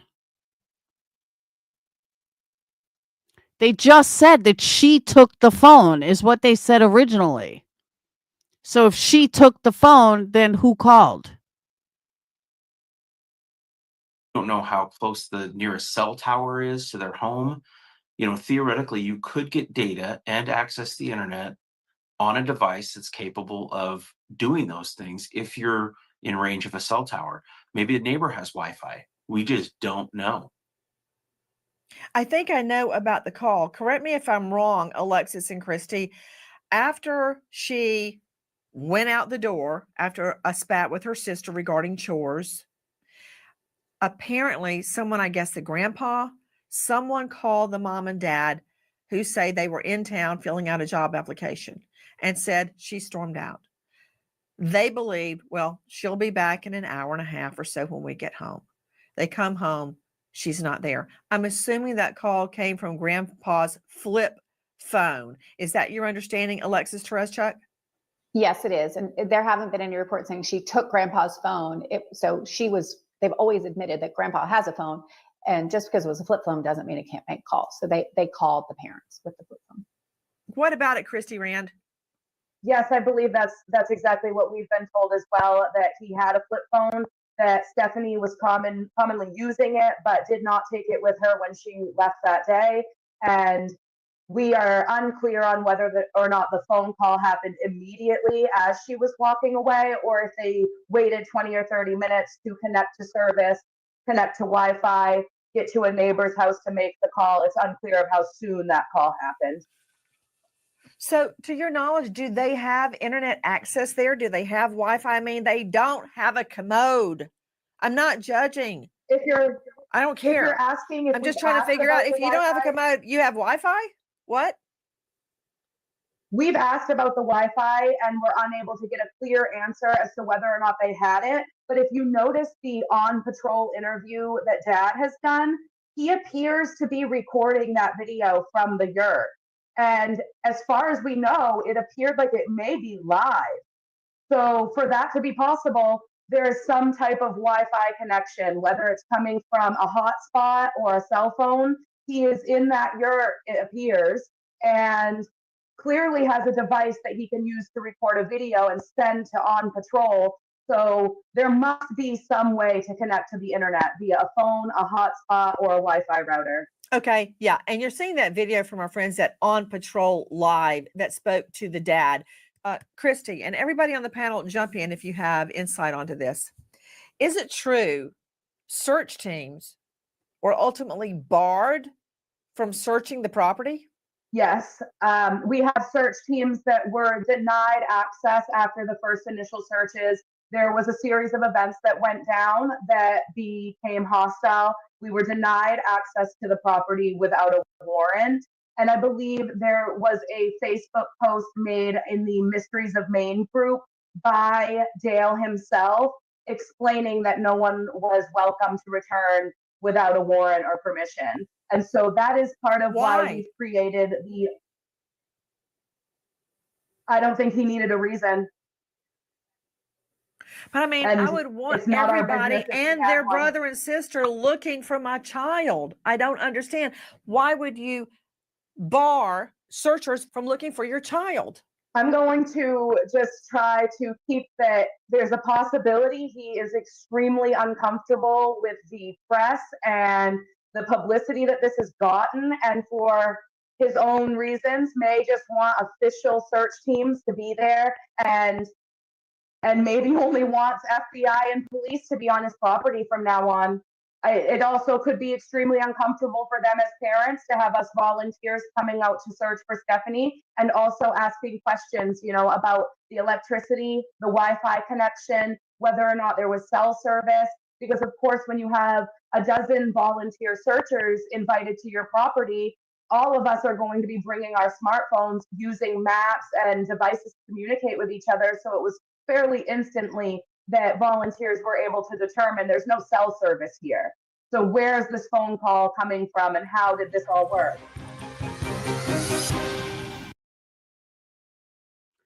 So for those of you coming in late, like Criminal Med, what the story is, on September 23rd of 2024, which none of us knew was that long ago, this 13-year-old girl had a fight with her sister. They live in a tent in the middle of the woods in Maine, and her grandfather heard her leave, saw tears on her eyes. She left and has never been heard from since. They live in a tent. The parents weren't even on property at the time. She has 4 brothers and sisters. No, I'm sorry. Yeah, 4 brothers and sisters. 2 of them live, or it's either 6 family members or 8. But the older kids live somewhere else, and then there's either 2 left or 4 left that all live. Yeah, it has to be 4 left. So 6 brothers and sisters. 4 of them live in this tent with her. I assume they're younger, and they don't have a bathroom. They don't have power. They don't have running water. All they have are generators, and she hasn't been heard from. Yeah, tent in northern Maine. So that's an update. How we got here, why we're watching this, you have to rewind. There are tips from the public that maybe she had a social media friend at the time or an acquaintance. So we just try to follow up on any information for those outside states. That was Lieutenant Darren Karn from the Maine State Police, courtesy of our friends at New Center, Maine. Let's talk about the so-called internet searches. Tom, you said something very significant. You said, let's listen to the exact words we're hearing. Why did you say that? What do you mean? What have you gleaned? Well, statement analysis is critical. People say things that. Now, let me also throw in, this cop thinks the parents are guilty somehow. He's making that more than obvious. So he thinks this is an inside job.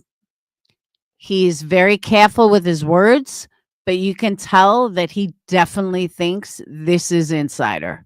This is not some random person. He believes the parents or the grandfather or something has something to do with this. Thank you, Jenny. Jenny, you didn't have to do that. Thank you.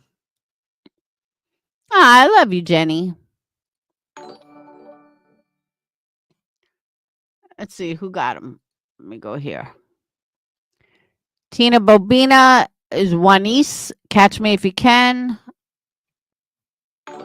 I was going to say, Marie, how'd you get it again? T Chosen. 1, 2, 3, 4. That's 4. Someone got snaked.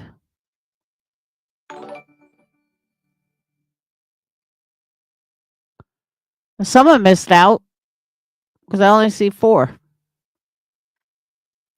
So welcome, new members.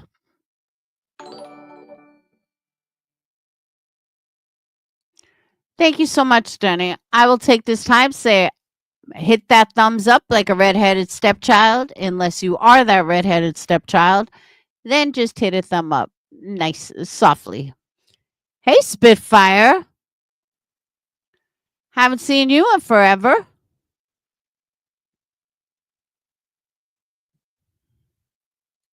They may not want to because it's the truth.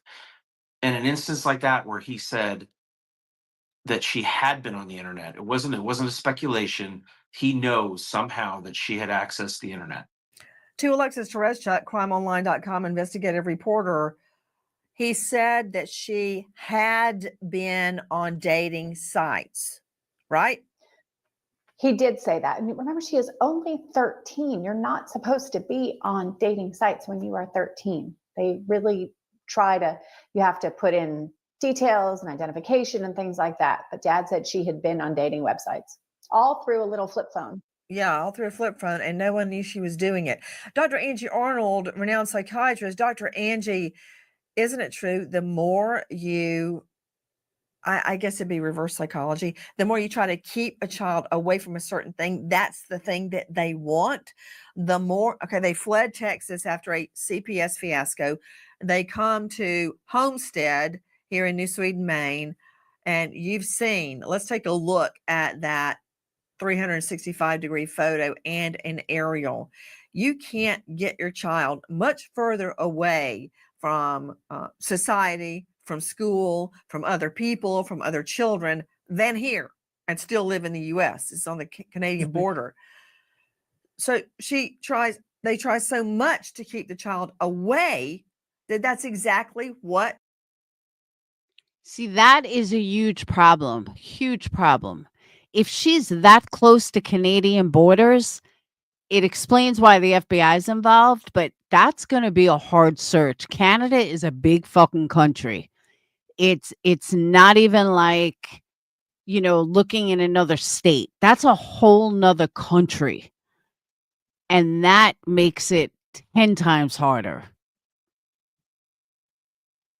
Now, Marie, how close is it to Canada? I know they're saying it's near the Canada border, but near a Canada border could still be like 10 hours away. Is it like 45 minutes? Like, is it that close? Stephanie did. Nancy, they don't go to school. They don't have a phone. So if this child can gain access to a phone via her grandfather, and she's vulnerable because of her age, okay? What else is she going to do but look at some sort of a website where she could possibly find someone else to talk to? So she is very much vulnerable, and she could be a victim to.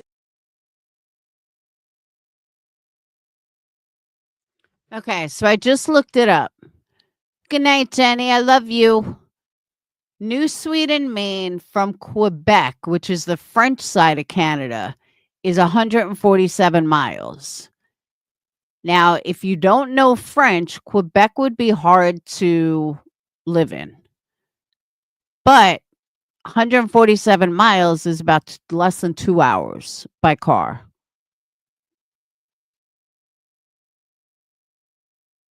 Any number of things that can happen to her on the internet. But oftentimes children will reach out when they get the opportunity because they feel so pinned down by all of this isolation that the parents are trying to, sometimes under the guise of keeping them safe. I don't know much about this family, but there are a lot of conspiracy theorists out there. They don't want children to hear other things that are going on in the world. And so she very well could have reached out on the only Well, it seems to device me, in the getting back to phone. the fact.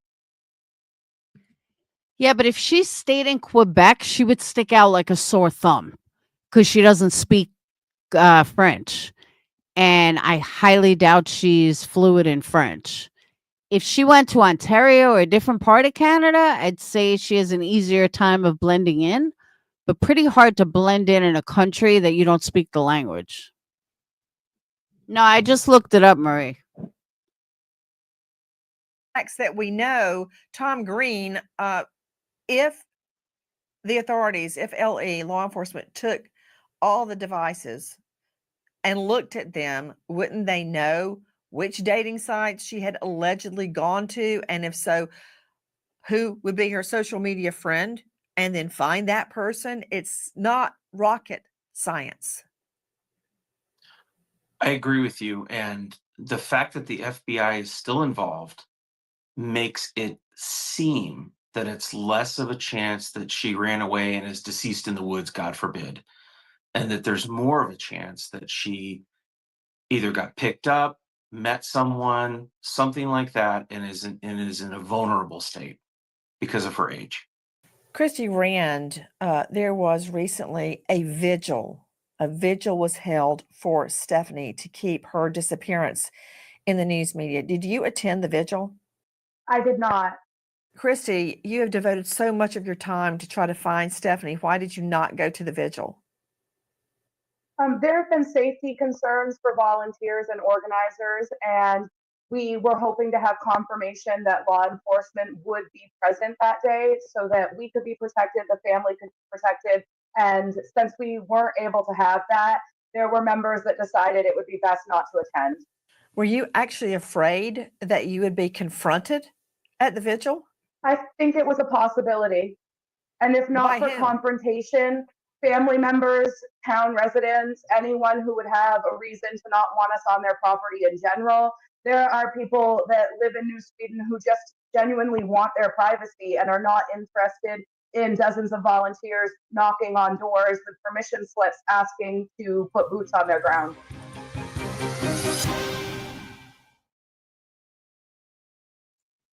I say we send Bullhorn Betty up there. I think this is a place Bullhorn Betty should be. The FBI and Maine State Police working to find a teen who vanishes from her New Sweden home. The reward tops $15,000. Tom Green, I'm very surprised that neither search dogs nor cadaver dogs picked up a scent. That tells me she did leave the property. But how? They don't have a trail of her leaving. Exactly. And, that area, they're 18 miles as the crow flies about to the Canadian border. It is heavily wooded, chocked. See, he's saying it's only 18 miles, but not according to online. Who's right, him or Google? 18 miles is a big difference from 147 miles. Do we believe Santa Claus over here? Do we believe Google? I think I believe Santa. Full of trails and roads for ATVs, not easily surveilled from the sky. That night, it got down to 41 degrees. All these things, the time delay, the temperature, the humidity, all these things factor in with the dog's ability to gather a scent. And the fact that they didn't get a scent is obviously not good, and could be an indication that she. The government puts nothing up here, nothing. But then again, if they put 250,000 reward on missing people, you probably don't have too much missing people. Because, they couldn't do that here. They'd be broke. Left in some sort of motorized vehicle or walked along a paved roadway somewhere, leaving the area. The parents have been quoted as saying everybody's looking at them as having something to do with Stephanie's disappearance. That's not uncommon.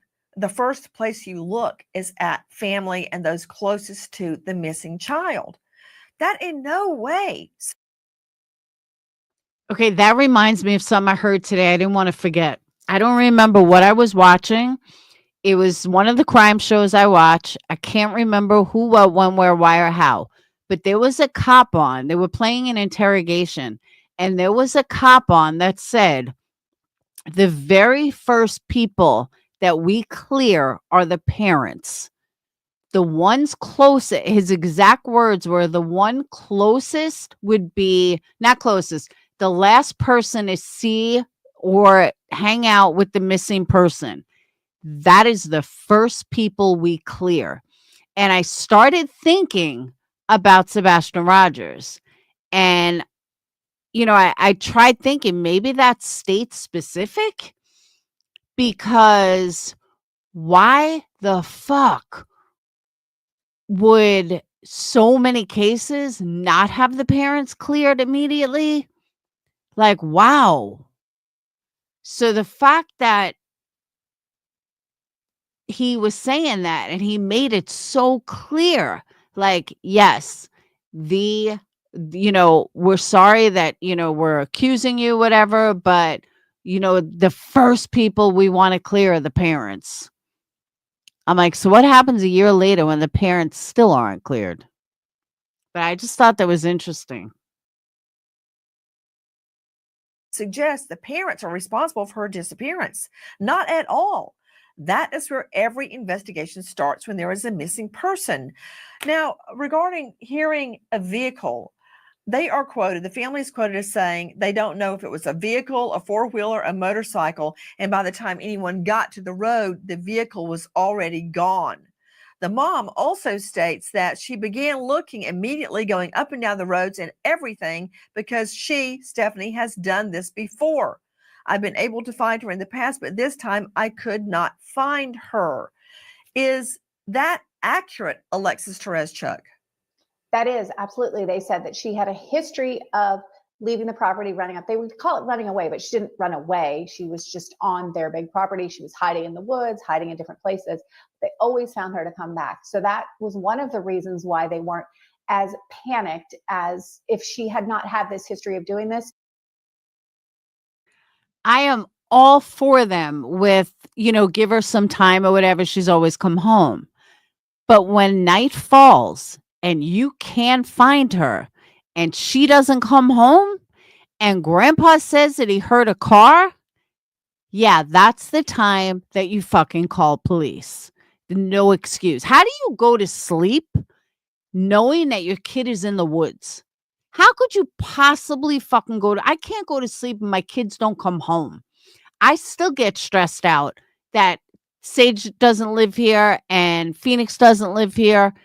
And I mean, he does when he's not at school, but I don't know what they're doing, or I can't see when they come home. Thank God Sage calls me every night on her way home, so I kind of do know when she's home. I told her she needs more friends instead of calling her mom all the time.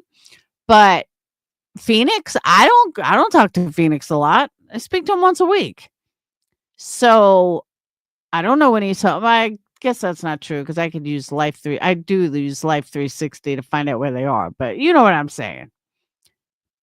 But how do you even go to sleep and not know, not your kid, your 13-year-old, not like he's 18, your 13-year-old is out fucking wandering the woods, but you're going to go to sleep. Get the fuck out of here. I'd be panicked.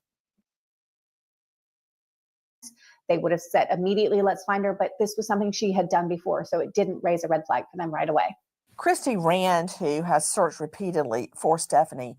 Christy, you stated that their property backs up against a much bigger and more densely wooded area. Has that area been searched? It does. Volunteers have searched from their roadside all the way through their property to the property line and then back to the next parallel road. So any possibility that Stephanie had taken any trail from their side of town to another has been checked. Shows that we are definitely not just looking at the parents, we're looking at every possibility. And again, that means nothing when we say we're looking at the parents. Of course, we're looking at the parents. Everybody looks at the parents and the family first, and then the investigation moves out from there. Why? Because statistically, very often, especially when the child is very young, like a toddler, the family is responsible for the disappearance. That's not to say that happened here. Take a listen to Lieutenant Darren Karn with Maine State Police. Everything is still on the table for us, from her simply being missing to run away to the worst situation, because we don't have any concrete leads or tips that have led us basically in one direction or the other. That's from our friends at News Center, Maine. Everyone is being eyeballed. All scenarios are being researched.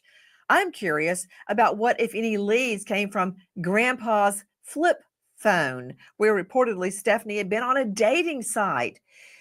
If that had anything to do with her disappearance, think about it. When mom and dad leave to go to town to apply for this job, she gets grandpa's phone. She has met somebody online at just 13 years old and tries to meet up with them. It's happened so many times before with tragic results. We just don't know. But what we do know is this 13-year-old little girl is missing.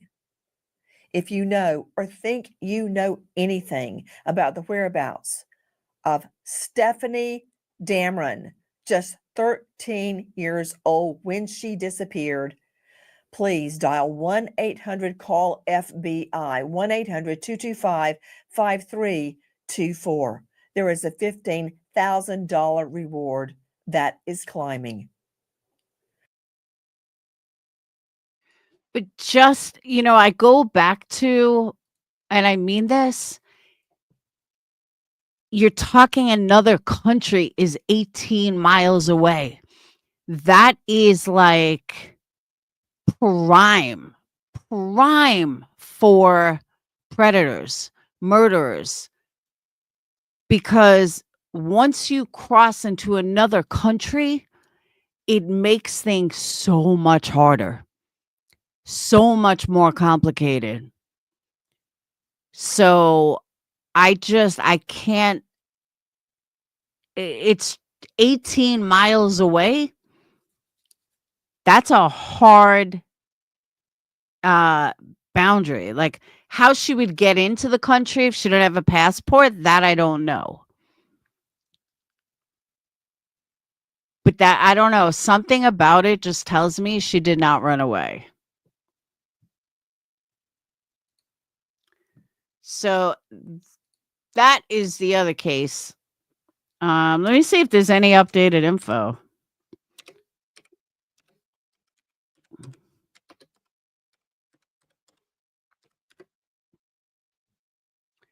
Nancy Grace. Nope.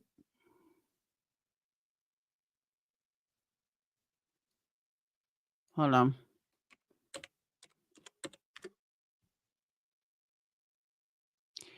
NBC posted something in January.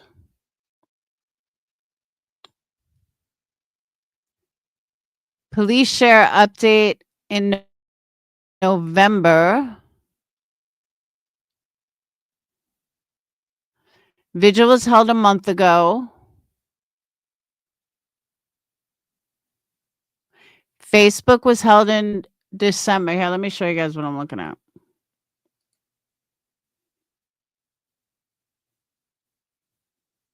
I'll do it this way.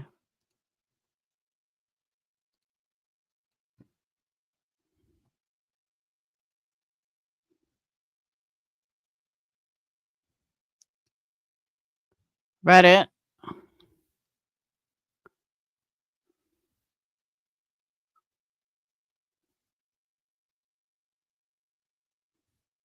See, these are all older.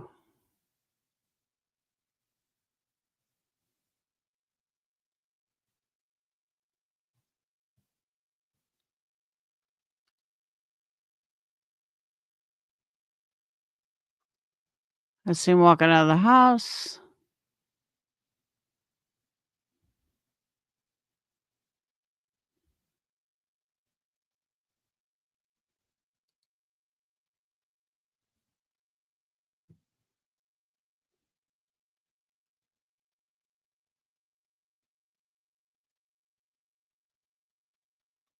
This was back in November.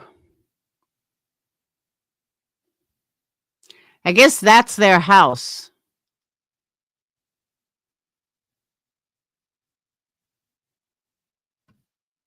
That's crazy.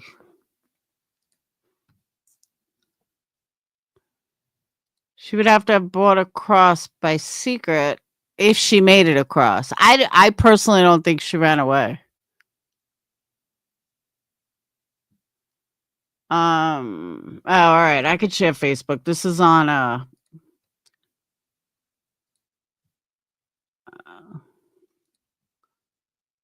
I'm on Perplex QT profile. Why? Yeah, why aren't the parents pleading for a safe return? Good point.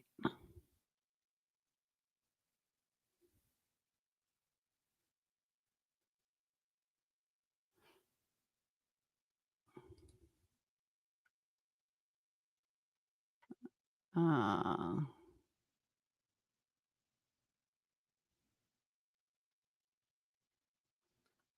popular, very unpopular opinion, but I 100% believe the family is involved in a disappearance and they have not been cooperative from the beginning. There have been multiple concerns with the family dynamic living condition situation, and nobody lets their 13-year-old wander off into the woods and doesn't report it for an entire day. I agree with that.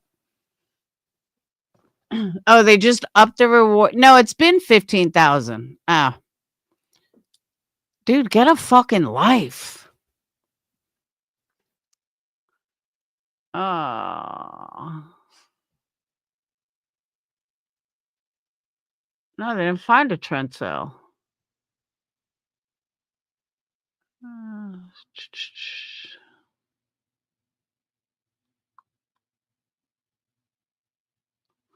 State dogs and drove were used in multiple searches.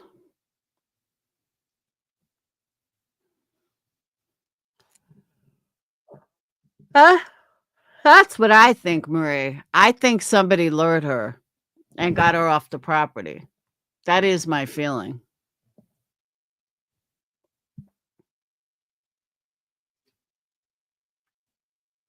But is that like really where they lived?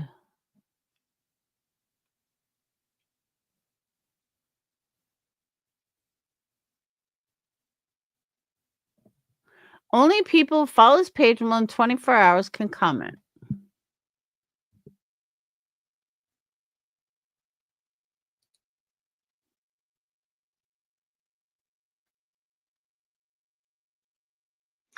Okay, these show a younger Stephanie. This is more current.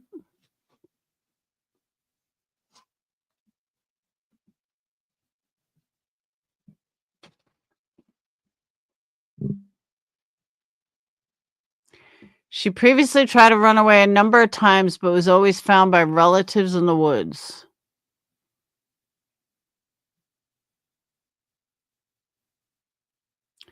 Please keep your eyes and ears open.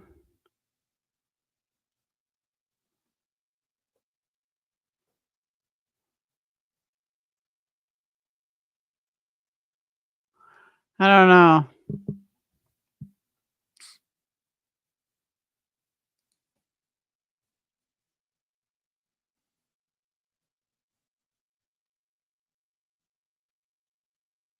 This is from October. See, this is why I don't really cover too many missing kids cases, missing people, because it's not info. Dude, there was another plane crash in Alaska. Why are there so many plane crashes lately? That's kind of scary.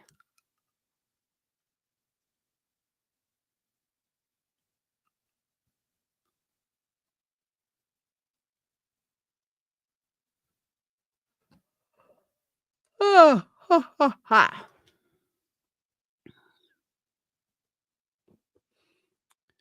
She missed a whole birthday. I don't know a 13 going on 14-year-old who would want to miss their birthday without their family argument or not.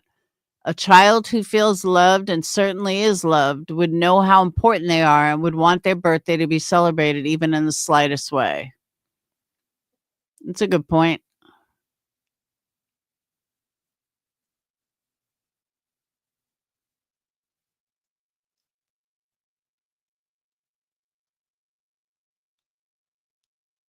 All right. I can't believe it's 12 o'clock and I'm fucking yawning. It's Friday night. I'm a loser. No, I don't think she ran in the woods. I think she's gone. But like I said, if they're dealing with another country, good luck. But that's also why I think the FBI is involved. anytime it crosses state lines, especially country lines, you're gonna have the FBI involved. I just think it's really sad. But on that note, I have to get to bed. I'm exhausted. Sage is waking me up at like 6:30 in the morning. She did not very social. And by the way, that's another thing I want to point out. You know, when they talk about dating sites, it could be Tinder. I know Sage, Phoenix, Dayton, they were all on Tinder very young. I don't know why teenagers went to Tinder, but I mean, Sage was a little older. She was 15. I think Phoenix was, I think they were all 15, but that was like the thing to do in high school was go on Tinder. So it's possible that's what they were talking about. But if she was never at school, I don't really see how she would know that. But like, I just don't see her being on like Plenty of Fish or anything. But I do think maybe Tinder. But what a sad and lonely life. I think that's such fucking child abuse. I really do. So, all right, I'll get off. So thank you guys for the memberships. I'm going to post a membership link right now, but understand I have to roll you in, and that may not be till tomorrow unless you do it like super, super, super fast. Once I put it in there. If not, you'll be rolled in tomorrow because I'm going to bed. But exactly, don't forget your Valentine's Day candles. Don't forget any of it. But like I said, as soon as these pictures are done and they're on the website, I am going to be pushing candles really hard because it's my business and I have to. So there's that. Thank you, Jenny and Bad Wolf and Rock Gem, and everyone else for the memberships. And that's it. All right. I will see you guys tomorrow. Welcome new members. I will see you guys tomorrow. And make sure that you guys talk in members Discord. We need a hop in members Discord. So all right. I will see you guys later. Have a wonderful night. Peace.